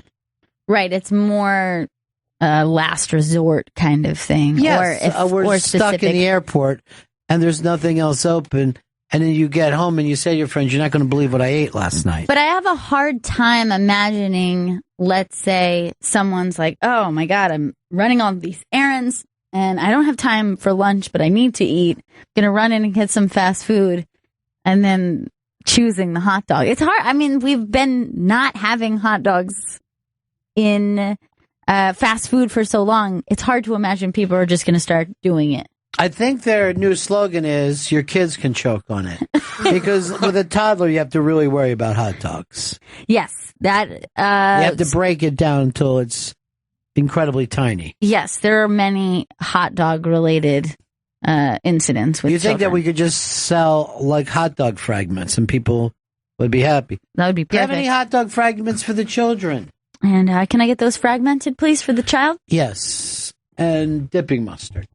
I think that I would feel I think I would feel weird being caught eating Burger dog? A Burger King dog. I'm not trying to act like I'm above it. I'm not saying I would never eat it, but I feel like I would be embarrassed to consume it in public. Well, Snoop Dogg is in it, and like he says, it's the Whopper of hot dogs. And I trust him. Yeah. True. Who can we get to sell our new dogs? I just thought of it, Snoop Dogg. Just works out so well for him with that name. Look who it is. It's Hard Rock Johnny. I don't know if I can eat a Burger King dog. Yeah, it's hard to it's one of those things, like everybody has that threshold where you eat lowbrow food, but maybe this is the thing you won't eat. How long until they decide to put we've now put our hot dog on a hamburger, and you're going to have that thing too is going to be next. I'll try it. Going to make the burger dog. All right, let me ask you this. Suppose you're away from your regular places. Yep. You have to eat a fast food burger. Which one? I would probably go to McDonald's. What about you, Johnny? Wendy's. Goes for Wendy's. Ooh, that was judgmental. Does Five Guys? Oh, does that work? If we're counting that, then I would definitely. If Five Guys or Smash Burger, one of them is available in that category, I'd go with one of them. Okay. I'd go with Five Guy. But do you have something where you would say, because everybody secretly enjoys lowbrow food, it's like comfort food. I disagree. Yeah, but that's your threshold. Like, for example, remember Iron Man said that when he got sober because he found himself eating fast food in the middle of the night. Wait, you now call Robert Downey Jr. Iron Man? Yeah. He's one of our greatest actors. He fucked up and joined a cartoon thing. Well, I was saying it for speed's sake, rather No, you than know me what? go, He's the what's sellout. his name? You're right. I'm just saying Iron Man because that's the first thing that came to mind. But that's his threshold.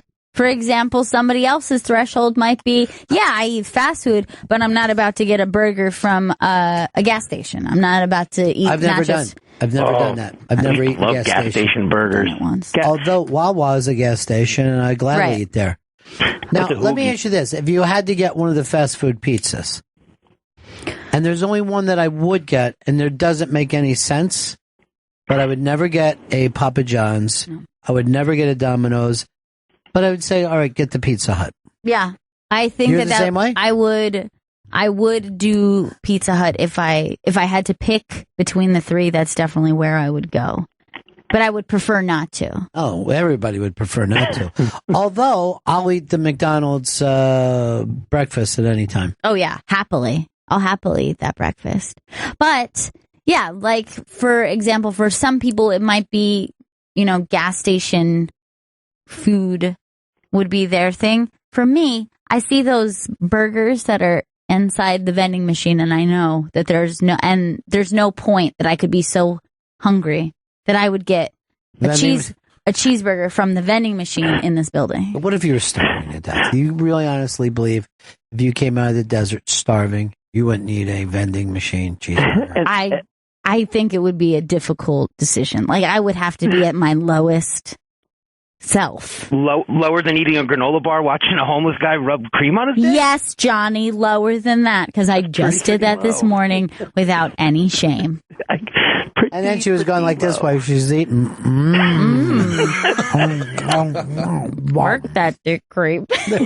Work that dick creep.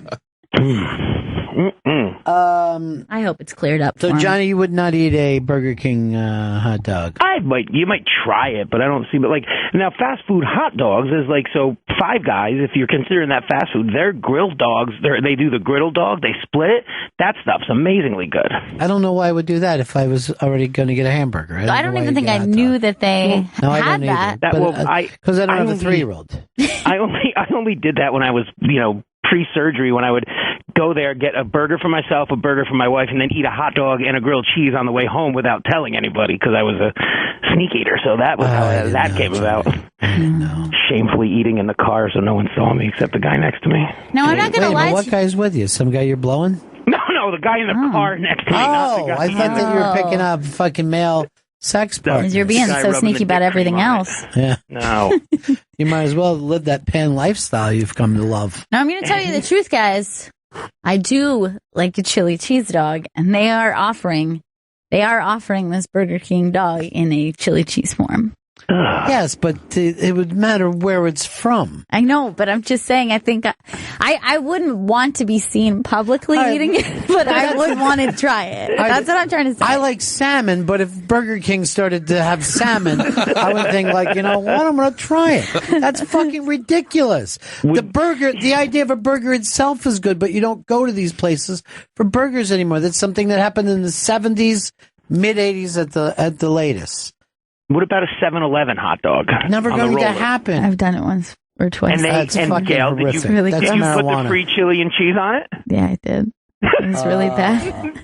There's a sign that says free chili and cheese, and every now and then you'll go in and see somebody just taking some chili and cheese for themselves, not even with a hot dog. It's a good idea, but no, I put it on the dog. Eddie Resin said this. I had Pizza Hut once. I had a stomach ache for 3 days.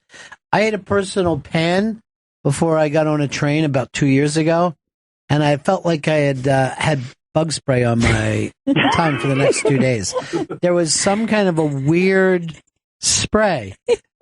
But here's the thing. I was like, I wish I could have never bited that, though, because it's so weird tasting. You know? Who was telling me the other day that M&M's is getting out of the dye business, and they're only going to use natural dyes for M&M's in the future? Really? Yeah. Somebody told me this story. I think they were drunk because they were slurring when they said it. Sounds like Hicks. Yeah, we freaked out over dyes in the last couple of years. And I remember that people said that dyes were bad when I was a child. Yeah, and there were all those artificial dye sensitivities that certain kids had. Like Red supposedly, dye. I wasn't supposed to have red dye. My brother red dye's wasn't the bad one. My brother wasn't supposed to have blue dye, and they made us hyper. You know, I don't know. I'm not even sure what it is, the chemical that is in specifically red dye versus any other one. I always put the blue dye in my meth, and so people know that it's mine. You're smart. Yeah, and that's my brand. You got that blue stuff. Here's the weird thing. I do like a hot dog in the summer, but I never go into any restaurant and have a hot dog. Literally, 100% of my hot dog consuming is done privately, outside of the public restaurant sector. Right. What about at a ball game? Well, here's the thing. If I'm in Philly, yes. I'm in Giant Stadium and that fucking piece, Yankee Stadium and that piece of Wonder Bread. Easy. Seriously, you know that piece of Wonder Bread's disgusting. It's not that bad. You got to go to the right. Not that bad. It's disgusting, dude. We're fucking adults now. You ready? When you want to get a good dog, all the Yankee dogs are good, I'll say that. But if you could find the guy that does the kosher hot dogs at Yankee Stadium, you're going to get a quality dog. But you're still going to have the same fucking white bread to wrap around it. You want to have a nice hot dog fucking roll, Johnny. Yeah, you're not shame eating anymore. You're not jerking off a guy to get some fucking money. I never jerked off a guy to get a hot dog. Not like you used to. Yeah. Things are different now, John. The day of you being out Nathan's fucking trying to jerk dudes off for fucking dog money are over. hey, you got $5 and eat a dog. I'll jerk I you mean, off. normally if I go to Chicago, I'm going to eat a Chicago dog is a way of saying I've been to Chicago. Right. You know? I like a hot dog. Yeah. I like a hot dog in an outdoor setting. I feel strange about eating. See, maybe that's the thing that's You should really have your feet throwing in the me. pool. Yeah, you That's should what I'm be talking about. It's a summer out thing. at the beach. Yeah. Maybe in a park. I get what he's saying, a dog at a ball game. He got me on that. Yeah. I mean, I fucking fought him off. I know. And all you guys believe me. But he nailed me right off the bat. He got you. He had me fucking dead to rights, okay? I was First time fucking ever. John Kennedy waving in the back of a fucking car like a moron until I felt this little ping right there at the head. I said, fuck! I'll tell you something. Oh, by the way, this disgusted me today. So I had on the Today Show, as I was explaining. So they were going to do something stupid with a bike. The moron who hosted today's show, I think his name is it Teddy Sticks? Is that the guy? Teddy Sticks? Anyway, he's fucking getting on a bike to ride, let's say, 1.5 feet. They put a helmet on him like he was, and I'm like, enough with the fucking helmets and the bikes. Because if he didn't put a helmet on, people would have complained.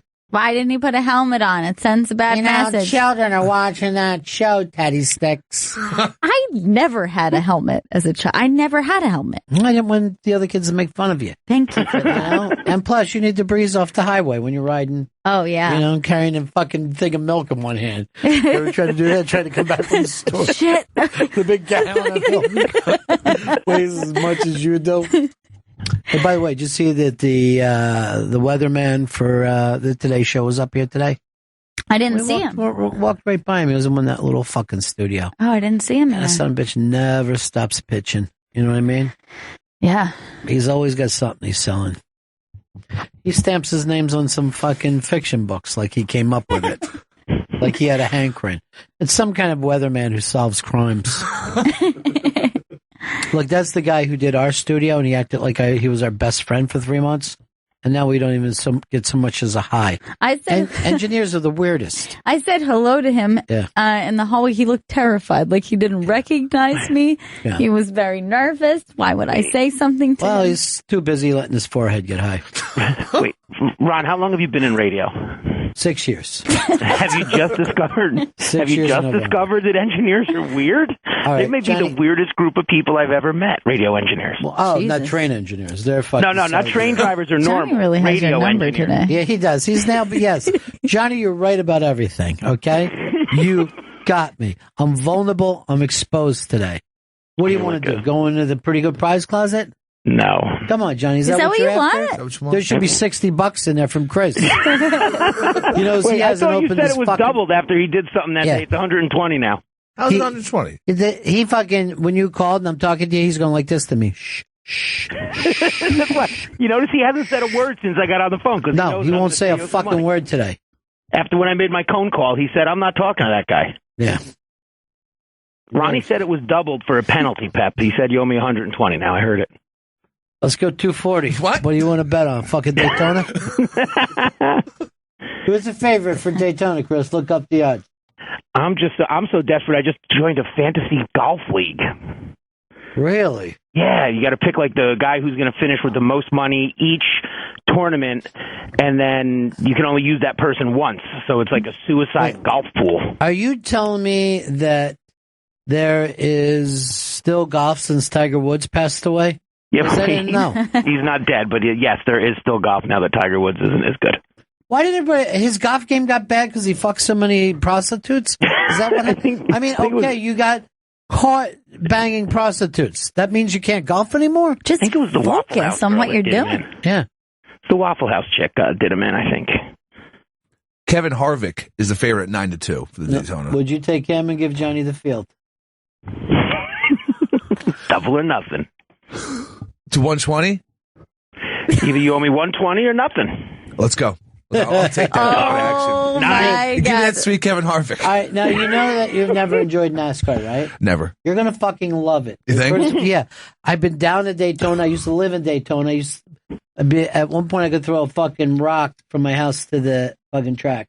We were like there for a year. Yeah. And we had a blast in Daytona. A lot of people bitch about it.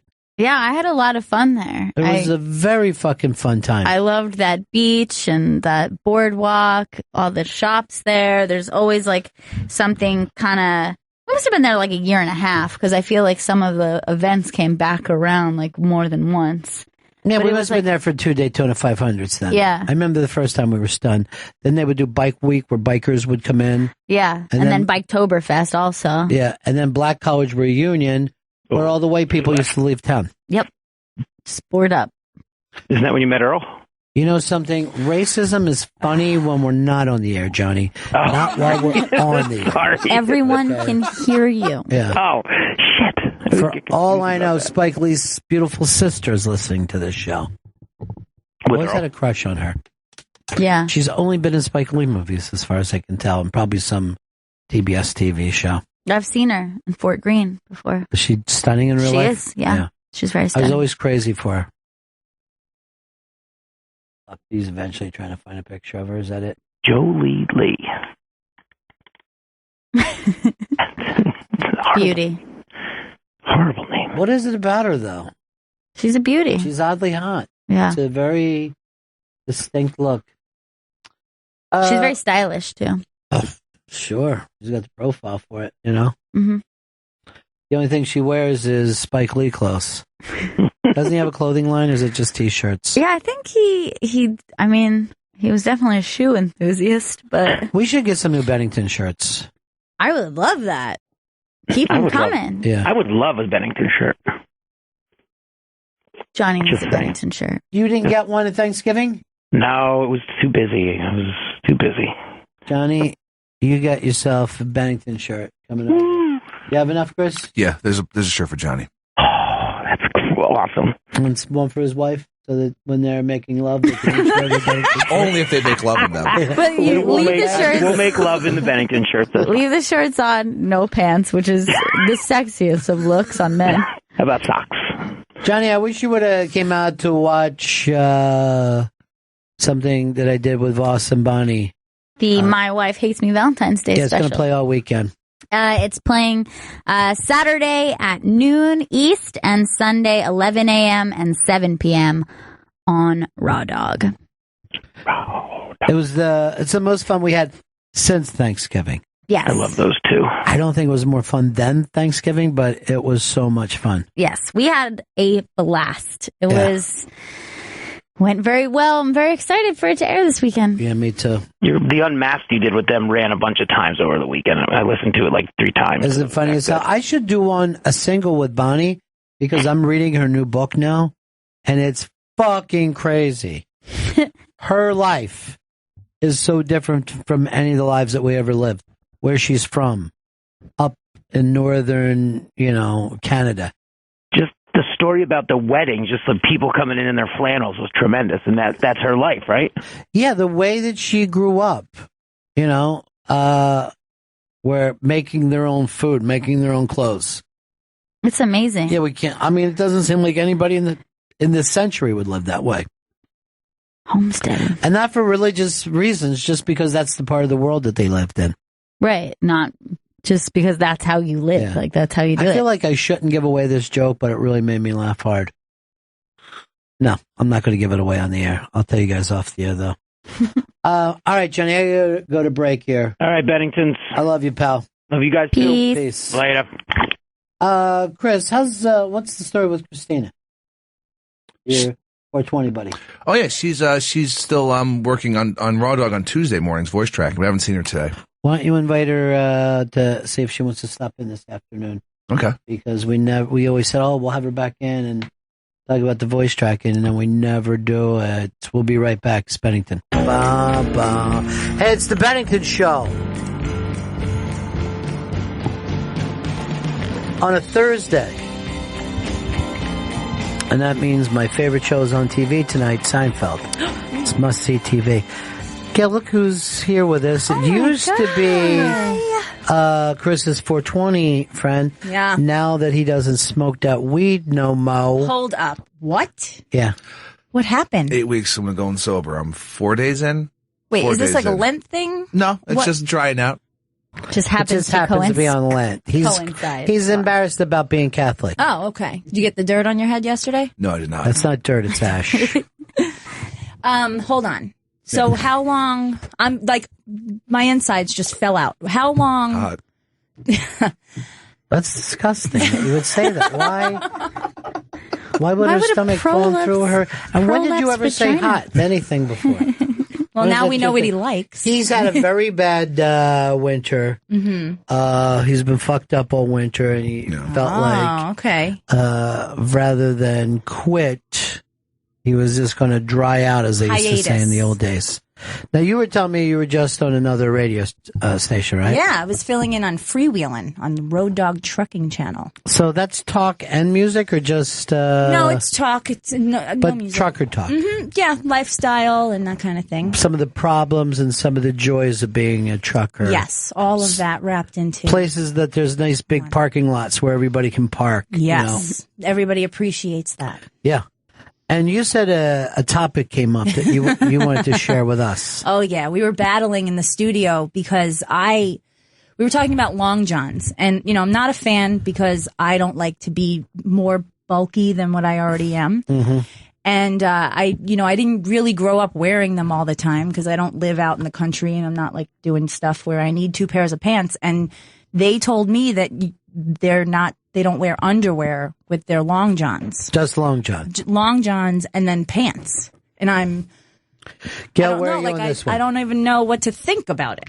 Okay. Double pants are difficult. Yes. And believe me, you really have to know. I look at the temperature. I decide, is this double pant weather? Mm-hmm. Is it necessary? Like a day like today, it's very cold, but I'm not going to be outside enough that I'm going to have to sit here in the studio with double pants. That was my point. Yeah. The guys are sitting there just getting moist. But if you work outside, yes, long john it up. Definitely. Sure, yeah, of course. But there is no circumstance in which I could ever handle double pants and a pair of underwear. So if I'm double pants, there's no underwear. See, First of all, I'd rather not wear underwear, period. Well, so that's... I do this with long johns, and it's rare for me to wear long johns.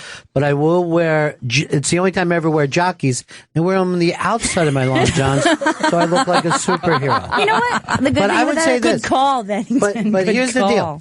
It's long johns, you wear underwear, a union suit, no underwear. Second time I'm hearing that word today, too, ever. A union suit. Isn't that just like footy pajamas with the ass in the back? Well, the ass is the back of everyone. If you have the ass in the front, you have serious problems.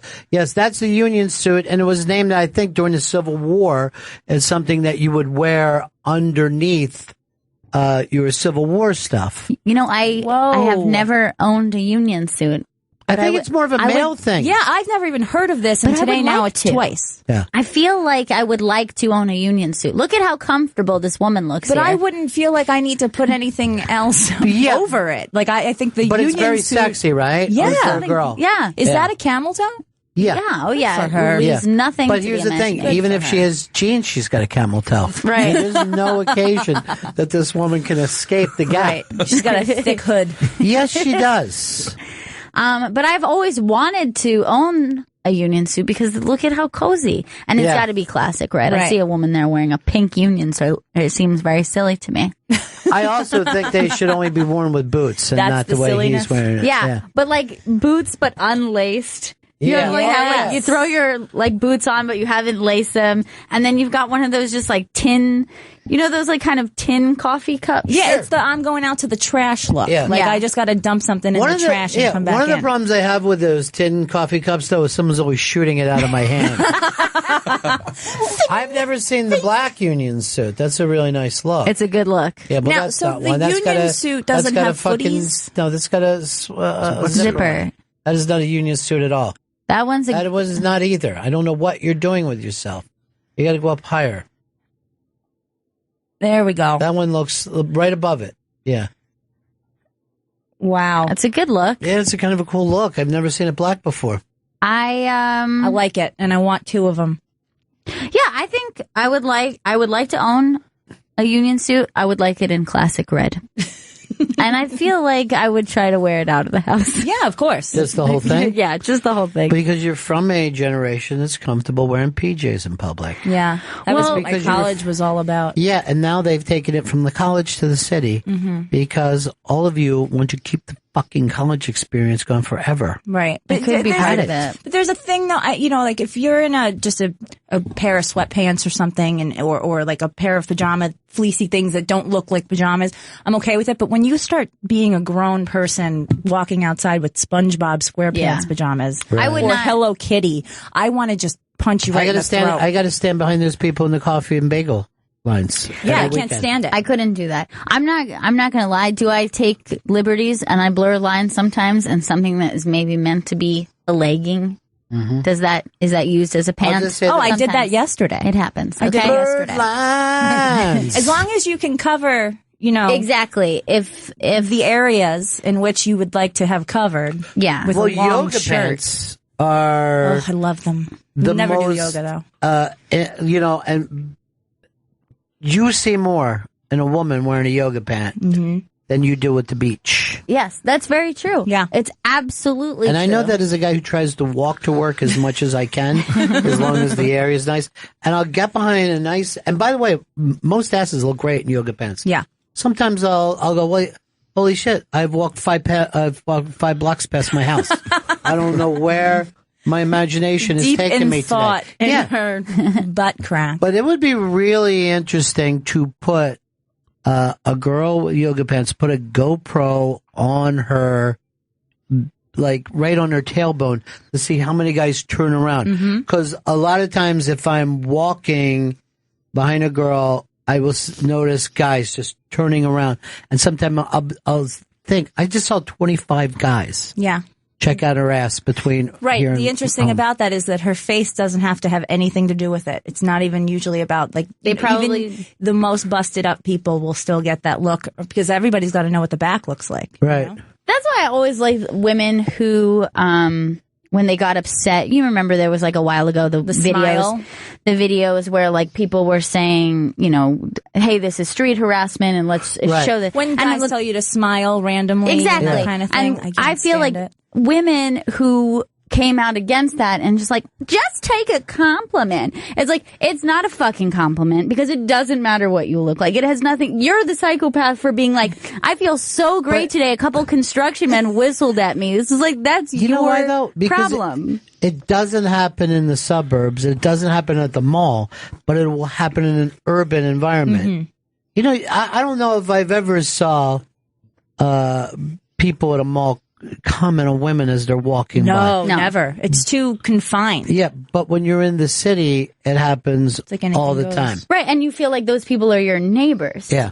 I mean, that was a huge thing for me to adjust to when I moved to the city, especially because I was very young. Yeah. So I was like, what is these guys are confused. Like, they definitely don't understand how young I am. And they do. I'm very short. They very and I much do. They're They're okay with it. I did not look older than my years in any way. No. In fact, the opposite. So if, that was You were like a young boy walking around being harassed in jail. Exactly. With blue hair and pink hair, yellow hair.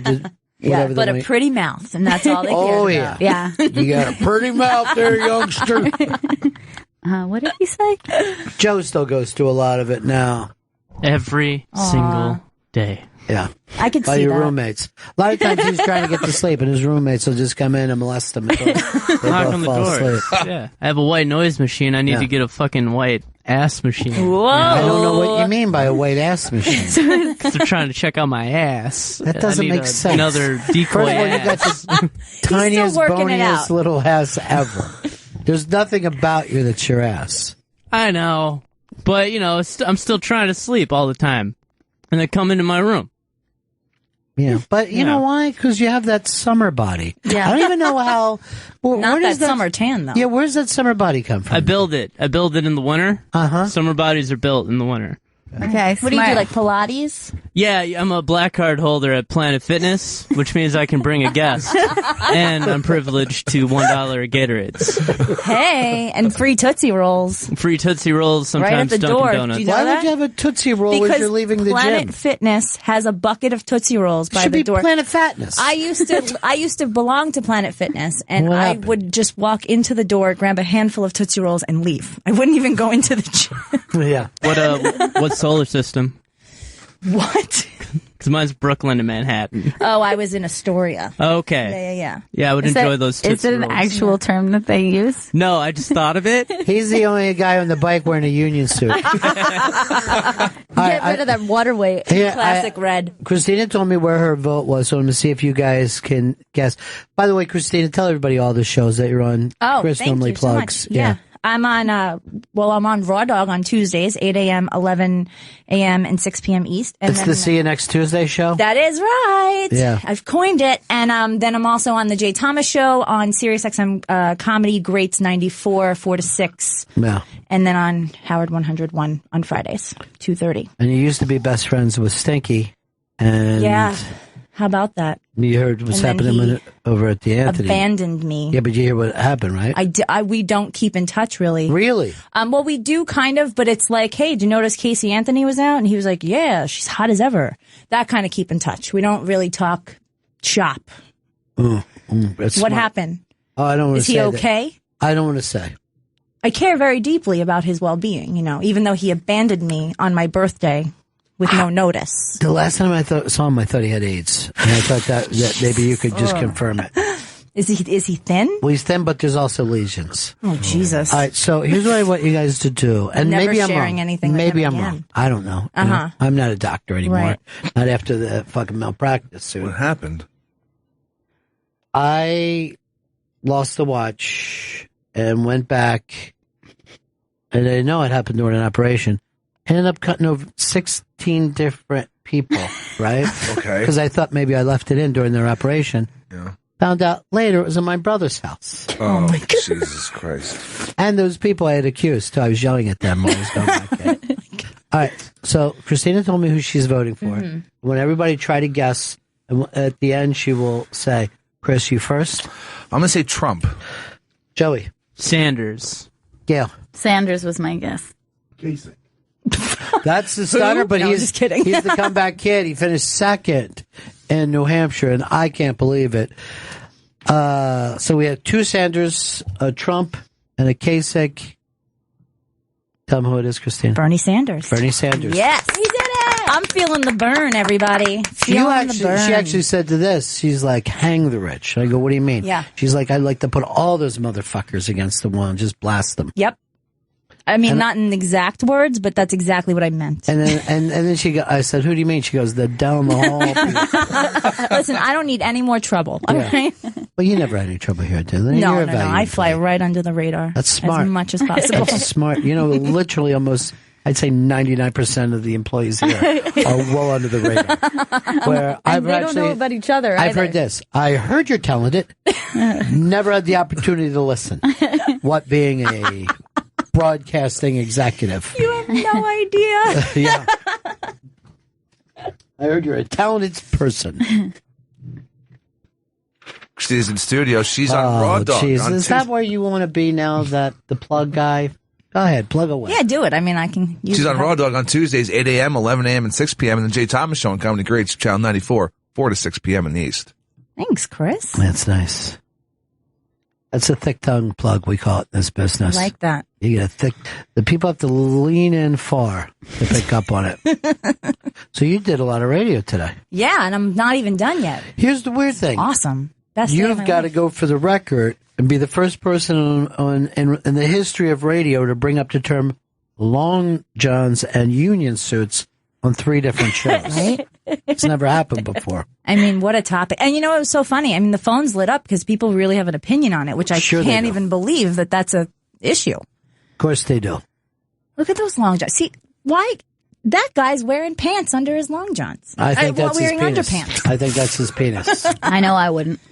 You know, and then like, how do you breathe in that? That's just a lot of moisture in your grundle area. I don't believe it's called grundle. I don't think that's an actual term. Well, all right. Taint area? Yeah. Yeah. Well, I'm sure there's sweat dripping from your taint. Oh my That's all I'm goodness! saying. There's the solution to your problem. These have a little air space. There it is. Well, they all have, or supposed to, a union suit itself has a thing to open in the back, so when you go to the outhouse, you don't have to take all your clothes off. Which makes sense. I don't know. It seems a No, little let me disgusting. tell I wish jeans were like that. Let me Just- tell you something.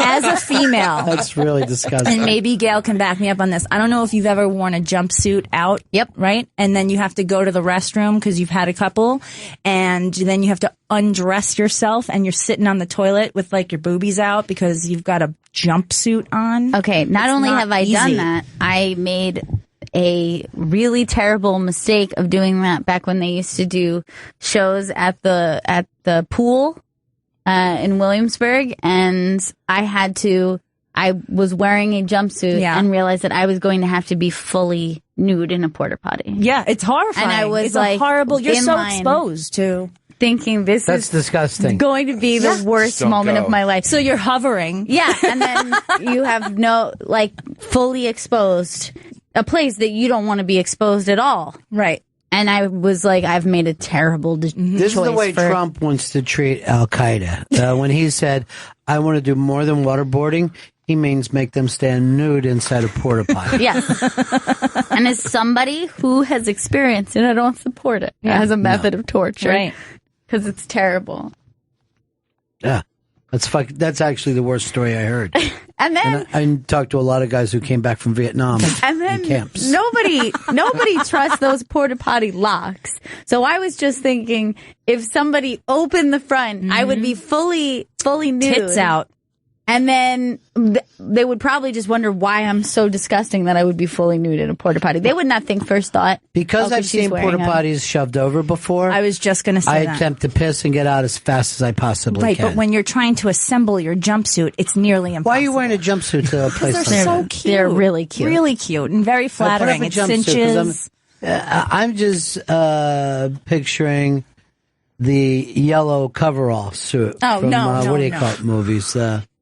Yeah, he Well, looks those are pretty good. more romper like. That's Yeah. the summertime. Yeah, that's a Still hard to maneuver when you're using the restroom.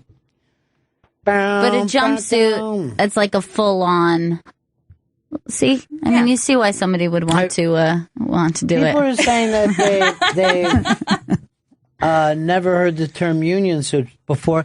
Then obviously you've never watched Miller's Crossing. Because that thing of you were going to soil your union suit. So just confess that now. Just Yeah. say that you haven't. Which means you haven't seen all the Coen Brothers films, which means you are no friend of mine.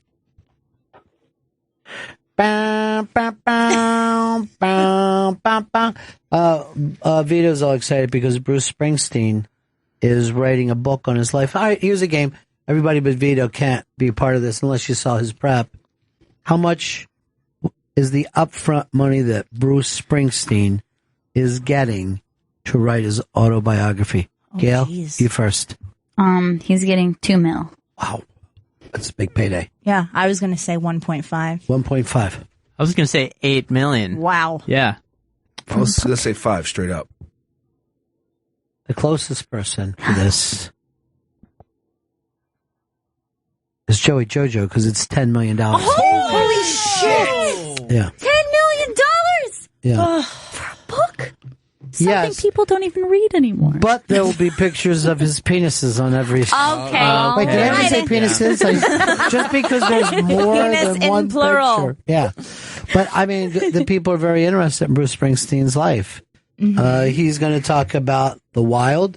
He's going to talk about the innocent. And he's going to talk about the street shuffle. You know, you're going to get 3 different things. He's going to tell you what it was like growing up in Asbury Park. All right. Okay. That's definitely worth it. The time you met the big man, the door opened up in the storm. That's going to show up in there. There's going to be a chapter called Me and Little Steven. That's going to be my favorite chapter. Yeah, it's going to be a good one. But 10 million that's $10 $10 It hurts million my heart. dollars. You know, it hurts my heart. Why What? you want 10? I want $10 million. Well, live a life that's worth it. I'm working on it. And then eventually get a book Slowly. deal to discuss said life. Now, I will guarantee you, Vito is a founder. He's, I believe, 17 years old. Are you going to buy this book? I'll be there at midnight. Like a That's Harry the Potter way Wow. people feel Yep. about Bruce Springsteen. It's true. I saw him at the Apollo, and I mean, what a show! He's swinging from the balconies. He's such a great performer. I mean, And that's the shortest show he's ever done in his life because he had to fit it into a radio thing. By the way, you were up that night. Were you on the ground floor of the... yeah, I was like 5 seats away from Tom Hanks. Best Exactly. ever. That's why the whole thing... It was like being at the Oscars. Am yeah, I right? Totally. There were more celebrities at that place, Wow. I believe, than any place I've I ever wasn't been. even supposed to be there. My Jay Thomas lives in Los Angeles, so when he got his tickets, he said, my flight canceled. Please take it. You work so hard. Go ahead. So I wasn't even supposed to be there. I just kind of snuck around and said, Nice. Hi, Tom Hanks. Sitting 5 seats away from me. And his lovely wife was with him. Rita Wilson was there as well. Yeah. And his son. Mm-hmm. Tom Hanks Jr. Colin. But Tom Hanks was jumping around like a kid at that. He was going crazy. Yeah. Michael Douglas was there with his lovely wife. Mm-hmm. Mm-hmm. The beautiful. Ken Stiller was there with his wife as well. Yeah. Did you see the picture of his kid today? It's up on the iBang. His young son at the movie premiere just did the blue steel face at everybody. Oh my Now, God. depending upon whether you think that's adorable or obnoxious, is how you feel about children. But the kid, yeah. I think it's adorable. I know. It's really cute. I like it. I don't love kids, but I like that. Is that right? You're not a big fan of kids? I don't want to have them. Like, I don't want them to pass through my body at all. Right. Yeah, ever. But if there are children that haven't been through your vagina. yeah, then I like them. Yeah. You know. Okay. Mm-hmm. It's usually the opposite for most people. Usually the connection is. I've once only they go liked through my the- kids. That's true. Yeah. And then I thought, my well, they kids get are- to go home then, and that's, you But know. I think my kids are great, and then the kids that they hang out with are dicks. You did always feel that way. Don't know if I ever thought any of your friends were cool. Most of them just acted like fucking babies. You know? Yes, some of them were. Yeah, but I'm saying I'm not cutting off fucking crust for anybody. You gotta eat it properly. I don't care if you're 5 years old. Shut Yeah. the fuck up. Some of her friends, this is when we lived in Florida, it was the weirdest thing. They would just open the door and come in. It was just like, that's an odd thing to do, kid. I gotta tell you. I didn't do that at their house. No, of course you didn't. Because you were raised right. Exactly. Yeah. I didn't just waltz in. But you know who I'm talking about, the little Italian girl. Yeah. Just open the door and walk in. Yeah. She thought it was the Olive Garden. She's like, when I'm here. Yeah, I'm and I go, going. yeah, what is this? Fucking, just a bread basket that goes on forever for you? No, doesn't work that way. Not even close to as cute as the little Stiller kid. He nails it, though. He definitely knows Blue Steel well. Yeah, he's got it down. He It's in his also, jeans. he's wearing his tie like he's 1978 Billy Joel. It's a thick tie and it's pulled open a little bit. Yeah, he just doesn't give any fucks at all. But I figure, by the way, I'm trying to invent this new term that I could give 1.5 shits, and I'm hoping it catches on. I'll take that. All right, pick Sure. it up. But remember where we all heard it first. Yeah, all right? you know. You get all the credit. Also, no one ever, and I hope this comes up in the book. I kind of feel like I wrote Thunder Road. And You think he'll mention it? I wish he would. You know what I mean? I'm not even asking for money. I'm just asking for all the credit. That's all I want. That's the least you could do. I never said that no one knows what a union suit is no friend of mine. I said that anyone who doesn't know what a union suit is didn't watch Miller's Crossing, and everyone who didn't watch all the Coen Brothers movies is no friend of mine. It's a big difference. You made it very clear. Yeah. And everyone should I put it understand. together through steps. You know? Do you follow everyone? You know, I'm not voting for Sanders and letting the country get run over by Muslims. Sanders wants to bring 75 million Muslims to this country. What? 75? Yeah. And you know why? That might be too many. Well, He said to marry all the Mexicans that he's going to allow in. So it's going to be, this country's just going to be called M&Ms. Mexicans and Muslims. delicious. Now, I tell you, I admire people who care enough about this election to get caught up in it. My heart is already too cold. I don't believe anything will happen. I talked to somebody yesterday. I'm not going to say who it was, but it was Wiki. And he says, I haven't voted since 1990. He goes, I know that's bad. I go, why do you make a decision? You shouldn't care whether it's good or bad. You should just do it for yourself. That's how you feel. Yeah, that's how you feel. Don't act like, because you don't care about the electorate. You don't believe in them. I get it. And doesn't it make sense then if you don't care about politics, then you probably shouldn't vote, right? I mean, if you actually don't know anything about it, then maybe you shouldn't. That is a good point. There should probably be like a little test. Like a small quiz. See if you pay attention at all. One of them should be, do you vote this way just because your dad does? It started off that way, yes. I think a lot of people do this. They vote the way their dad does, or they vote just the opposite of their dad. Sure. But they don't feel like they could have a different opinion. Mm-hmm. But I will tell you this, a lot of people, when you talk about issues, I think my parents pay more attention to the issues than anyone else I know. Now, they're wrong about the way they feel about it, but they know everybody who's in it. Yes. Yeah. And They keep Fox News on 29 hours a day. It's a lot of blondes Yeah. to be looking at all day long. Yeah. Well, the funny thing about them, they start to get annoyed is it's nighttime. They're not interested in nighttime, the primetime people. Yeah, they like the early morning Fox. I don't know. crew. I don't know who it is they like, but if I bring up anything at night, people are like, he's a nut. He's a nut.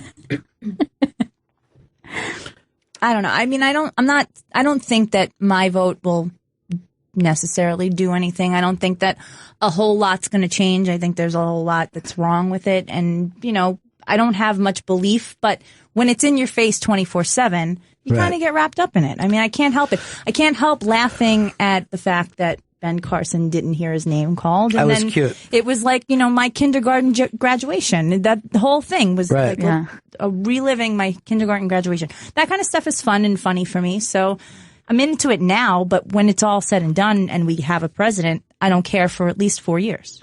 I think it is true that you feel like your life is going to change, and it normally doesn't. Yeah. You know, It's like, just nice to have somebody rallying for what you're thinking. Like when they say it out loud. See, I sometimes just feel it's nice to hear that. I like when somebody I don't like gets into office, so I can feel So righteously. you want Trump. I was actually thinking, I was actually thinking that gives way more passion in most people. I don't hear a lot of people saying, "Oh my God, this candidate believes everything that I believe, and I'm completely locked into other politics." But they will get very passionate about saying, "We can't let that happen. That's going to be bad for our country. So I'm definitely going to vote the opposite way." That, I think, brings more passion. But in I Americans. also don't like to hear somebody talking a whole lot about their religious beliefs. So that turns me off right away once they start praying at the podium. I can't even handle that. I like to get my religion out there. I believe one of the few Aztecs left, and I'm trying to get more people into it. So many gods for you. Many gods, plus we build pyramids that are kind of flatter at the top than the Egyptian stuff. And you give half a shit. Yeah, we get 1.5 shits. 1.5 shits. But I kind of want to know, like, I could give a half a shit. That's kind of good, too. But when I originally did, it was 1.5 shits. But here's the thing about Mayan Aztecs, and people don't know about us. We fucking hate Incas, and we hate Mayans. Now, where do you stand on the virgin sacrifices and stuff like that? The funny thing is, a lot of those virgin sacrifices, I like to bang them first before we put them up there. For me, It's a moot point then, yeah. right? I mean, I even said this at my Aztec church. I go, you just heard me yelling from the back, "Don't you feel like we're wasting pussy?" And he's like, that's not the point of this. I go, there's a lot of guy virgins around here. We're not going to miss. But don't you think if you were like in one of those tribes, you'd be like this? Oh no, I fucked a lot of guys. You know, when they were coming around, I probably fucked 16 guys in the last month. Yeah. What? You definitely don't want to pick me. Because you know what? We're going to get a bad harvest. Right. If you pick it's me, gotta be a really shitty harvest. But it's really the opposite of slut shaming. It's fucking purity shaming. Yeah. There's not enough of that. That's why you just got to get married up really quick. Then Yeah. you would be really, Boy, they're really ripping the shit out of that place next door. they hate it over there. Yeah, apparently they just fired Sway, and they're getting rid of all of his stuff. The amount of herb that they must smell in that studio. Seeds everywhere. Seeds? What year is this, Chris? They don't have seeds in their dank weed. Are you kidding? You really just sound like someone's mom. There's seeds in it. There's Seeds. pot seeds and stems. They put those in their joints. No, they'd probably say J's or Doobies. Doobies. They're probably down there smoking a doobie listening to Negro jazz music. It was like when those guys were like getting high like 70, 80 years ago, you're really on the fucking edge there. Oh, yeah. Getting high, talking about blowjobs and stuff. There's just literally talking about blowjobs and stuff. Where did that come from? How did that come into Because it? just like that time, didn't they come up with the term blowjob? That I don't. I thought that was a jazz term or something because of the blowing. horns? And they. This is, we're going to look this up because it had never even dawned on me. But I thought oral itself came from the French. Yeah, I don't think they invented the act. I think that they Yeah. invented the term.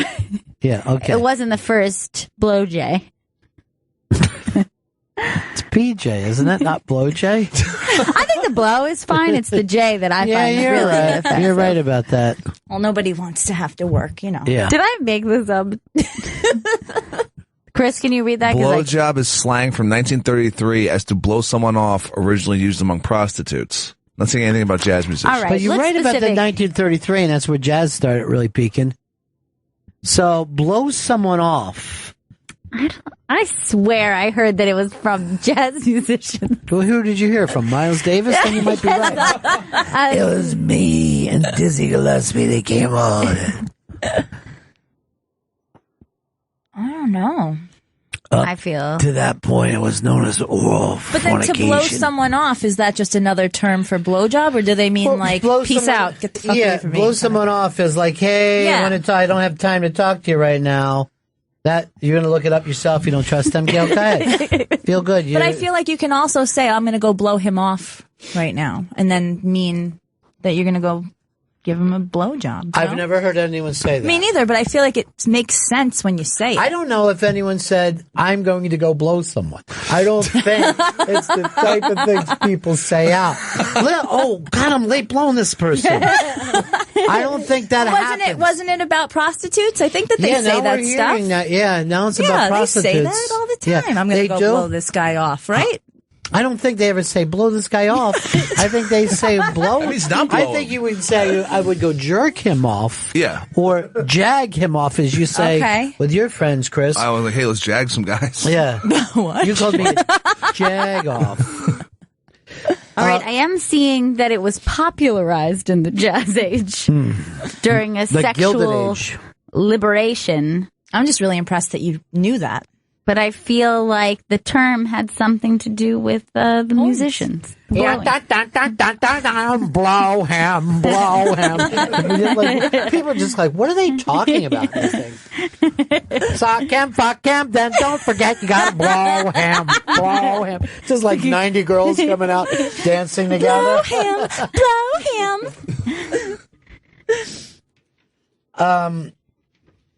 Look how happy you are. What was it? Because people were singing about blowing? Well, we're all learning something today, and I smile when I learn something new. Oh, so this is what Chris wrote down. Now, how many times I tell him never write stuff down for me? What he didn't want anyone to know is that a sales call has been moved to next week. Next week, yes. Why didn't you write good news at the top of it? Why didn't, or at least end it with a smiley face?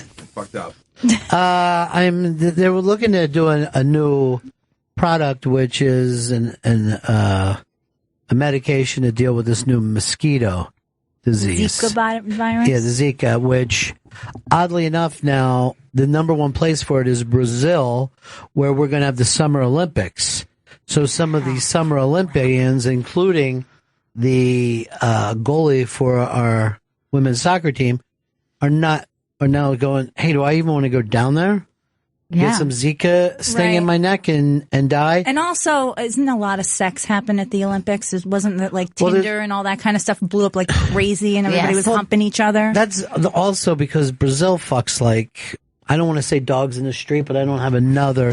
But I mean, when you go down to Brazil, right? Not like else. Yeah, prostitution is it's big there. And they're saying that Zika is being passed as well, sexually transmitted as well. Well, yeah, if you fuck a bug, but how many people do that?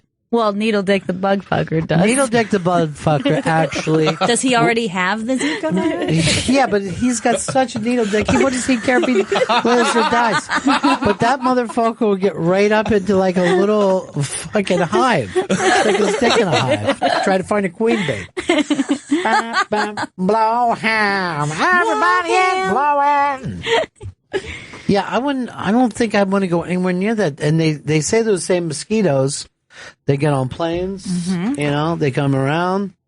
I'm sure that they travel mainly through Chipotle food. Don't I think say it's the that. number one way that they travel. Yeah. Look, Denny can't fucking believe you're in here and striving a mess. He's my desk mate. Disco Denny. Yeah, and he just walks by. He's like, "This is fucking bullshit." And see, he does Opie's show, and I don't want to steal. I don't want to. He's a What's big the star word over when there. you Poach? steal? Yeah, you poach. You don't want to poach. The only thing I will poach from Opie's show is eggs. Yeah, because they're delicious. And he said you could have some of those eggs. I asked him. I said, "Look, you have a lot of eggs in there. Mind if I have one?"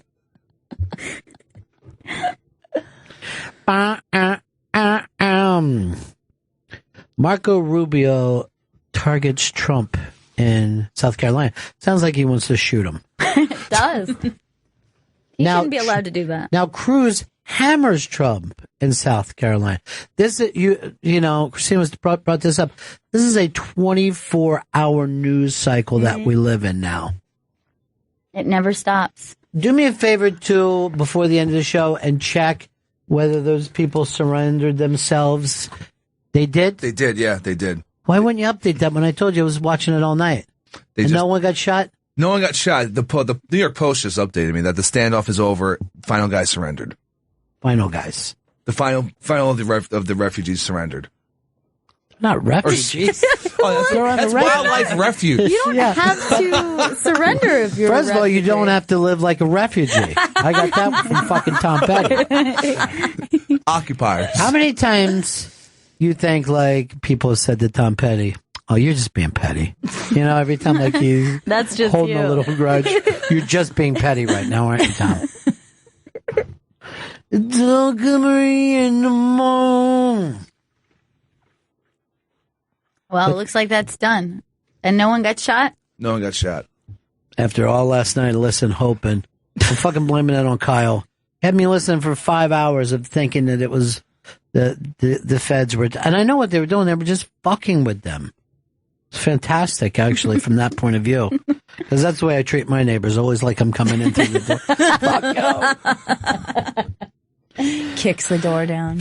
Well, it seems like the less people around, the more guns you want. That's the weird thing. Did he wave to you that time? I saw him look up at you. He looked up. Is it Denny again? No. Oh. Then he's got a sheet of paper and he's writing his favorite songs from 1962 to 1965. He's going to make it into a Yeah. paper airplane and send it sailing into the studio. Yeah, and then Lauren is going to run by and disagree with him on half of it. You gotta put needles and pins on that list. They really like that music. They love it. Every time I sit down and we're taking a piss, I'll bring up some song from 1968, huh? You know what I'm saying there with that? Monkeys. Monkeys, they did have some hits. What about the 90s? There's some good stuff in the 90s. Oh, he likes oldies. He likes oldies. He also loves the hits, He is a wedding DJ. He knows Well, he's hip to all of it. You know what? He says it doesn't have to be old to be classic. Right. And That's a lesson for life. Well, it is. It is. Like a lot of times a baby is born, I'm saying this is a classic. He's classic. That's a classic. And I'm like, thank God that didn't pass through me. Now, when you were a baby, did you hate yourself or did you? Because Chris hates children too, right? Yeah, do not like kids at all. Yeah. Feel very uncomfortable around them. You don't even like to be left alone with them. Oh, God, no. I didn't have any brothers or sisters, and there were never really babies around me. Is that right? Yeah, and you're the same way. Yeah, and when people gave me like baby dolls and stuff, I was never their mommy. Like that wasn't even a thing for me. It was, you were just a friend. You were like, friend, cousin, sister. I had every other label for them. You'd But be like this. This is my neighbor. I've been left here. I'm babysitting this baby. Oh, yeah, so it just was never. And then there's a lot of phobia that goes with it. That probably has a lot to do with it. If you didn't grow up around kids and you weren't, around them when you were young. Because for me, when my brother was young, I was 4 years old, and I was 4 or 5 years old changing his diaper. Yeah, you probably thought it was a blast. Yeah. See, no.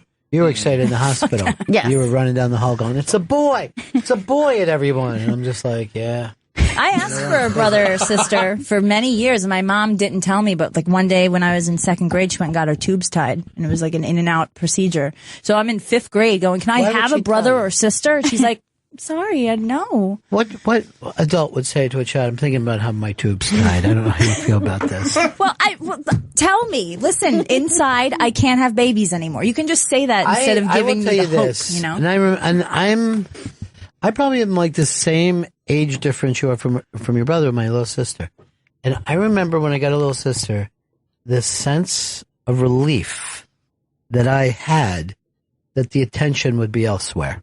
You know what I mean? Like, right. I felt like never had that experience. This will give me some time to follow my own interests. You know what I mean? I don't have to be down there like, "Hi, everybody, look what I'm..." You know what I mean? I couldn't stand it. I wanted to be up in my room, quietly thinking about the world. And my little sister gave me that. That was my first taste of freedom. But then was there also any kind of resentment? Because not even slightly. Really? I didn't experience that either. And I also wonder if that has to do with, I know other people have had that, and I think sometimes maybe it's easier when you're a different gender. Because you're not putting competition with that person in a very basic form. Right. And things that have to be shared don't necessarily Exactly. have to be I never shared felt when like you're I a was boy in competition girl. with my little brother. Yeah, but I also wasn't treated that way. I never felt like my older brother and my older sister were jealous of me at all. Mm-hmm. My older sister loved me almost too much, down to the fact that I believe, without meaning to, she lied to me about certain talents that I had that would take the world by storm. And she just really thought that I was adorable and talented and couldn't get enough. And then my brother, I think, reacted by acting like I'm going to toughen him up a little bit. Mm-hmm. But my admiration for my brother was through the roof. Yeah. You know what I mean? Like, he's like 7 years older, and I was just like, he's got chicks, he's got guys, everything's happened. I wish I was older. I wish we were twins and hanging out. But I don't ever remember feeling that jealousy thing, Yeah. I kind of had that jealousy thing with me and my mom because we were always fighting for my dad's attention because I was the only one. And, And you were a heavily sexualized child. And no daddy issues, though. None whatsoever. Look at me, Dad, I'm dancing around. So you would compete with your mom. Yeah, my for mom and I would throw tissue boxes at each other and race to the phone to call him at work. My poor dad, I'm surprised he didn't murder both of us. He probably felt like this. Everybody loves Daddy. Chris, you were an only child. Yes. And you not only didn't want the younger brother sister. No, that freaked me out. You worried about. Yeah, because we were so broke. And as a little kid, I knew that we were broke. So I thought, I remember having a nightmare as a kid that my mom was pregnant. And then I woke up freaked out. No, we can't have another kid in this fucking apartment. You said that you actually used to talk to your mom about being pro-abortion. You're saying, look, it's your body, Mom. But you really were so worried that another kid would be in the apartment and it would cut into the survival of the family. Basically, yeah. They would fuck it all up. Well, that's a lot of stress for a kid to have. Well, all he had was stress. I mean, this fucking kid really had a bad. Aww. I mean, a lot of people are like, I had a bad childhood. And then you hear about it, and you're like, oh, it's nuts. You know, some people act like because they got smacked. Right. Everything was terrible. Right. But Chris's went further that, you know, he basically lived as a lookout more than a child. Keen eyes. Sharp hearing. Now, you're also you're terrified of children being left alone. Yeah, I don't like little kids because they lie and they're very imaginative. What do they lie about? They'll lie. The kids will lie to say that you did something inappropriate with them. Oh, you don't want to be left alone with a child. You're not saying the kid could be in a room by itself and you're fine with it. Yeah. Why is it that you think that children are just out to lie and say that they've been touched? I'm just curious. What makes you think that is what most children do? It's happened before. Kids just child accused you of touching? I'm saying there's been stories of kids lying. I back this up 100%. I have friends that are teachers, and they'll say anything to get their way and stuff and things, and it gets really weird and inappropriate. All right, I'm speaking to the only children now. Do you think there's more of a chance that children have been abused rather than that they make false accusations? Oh.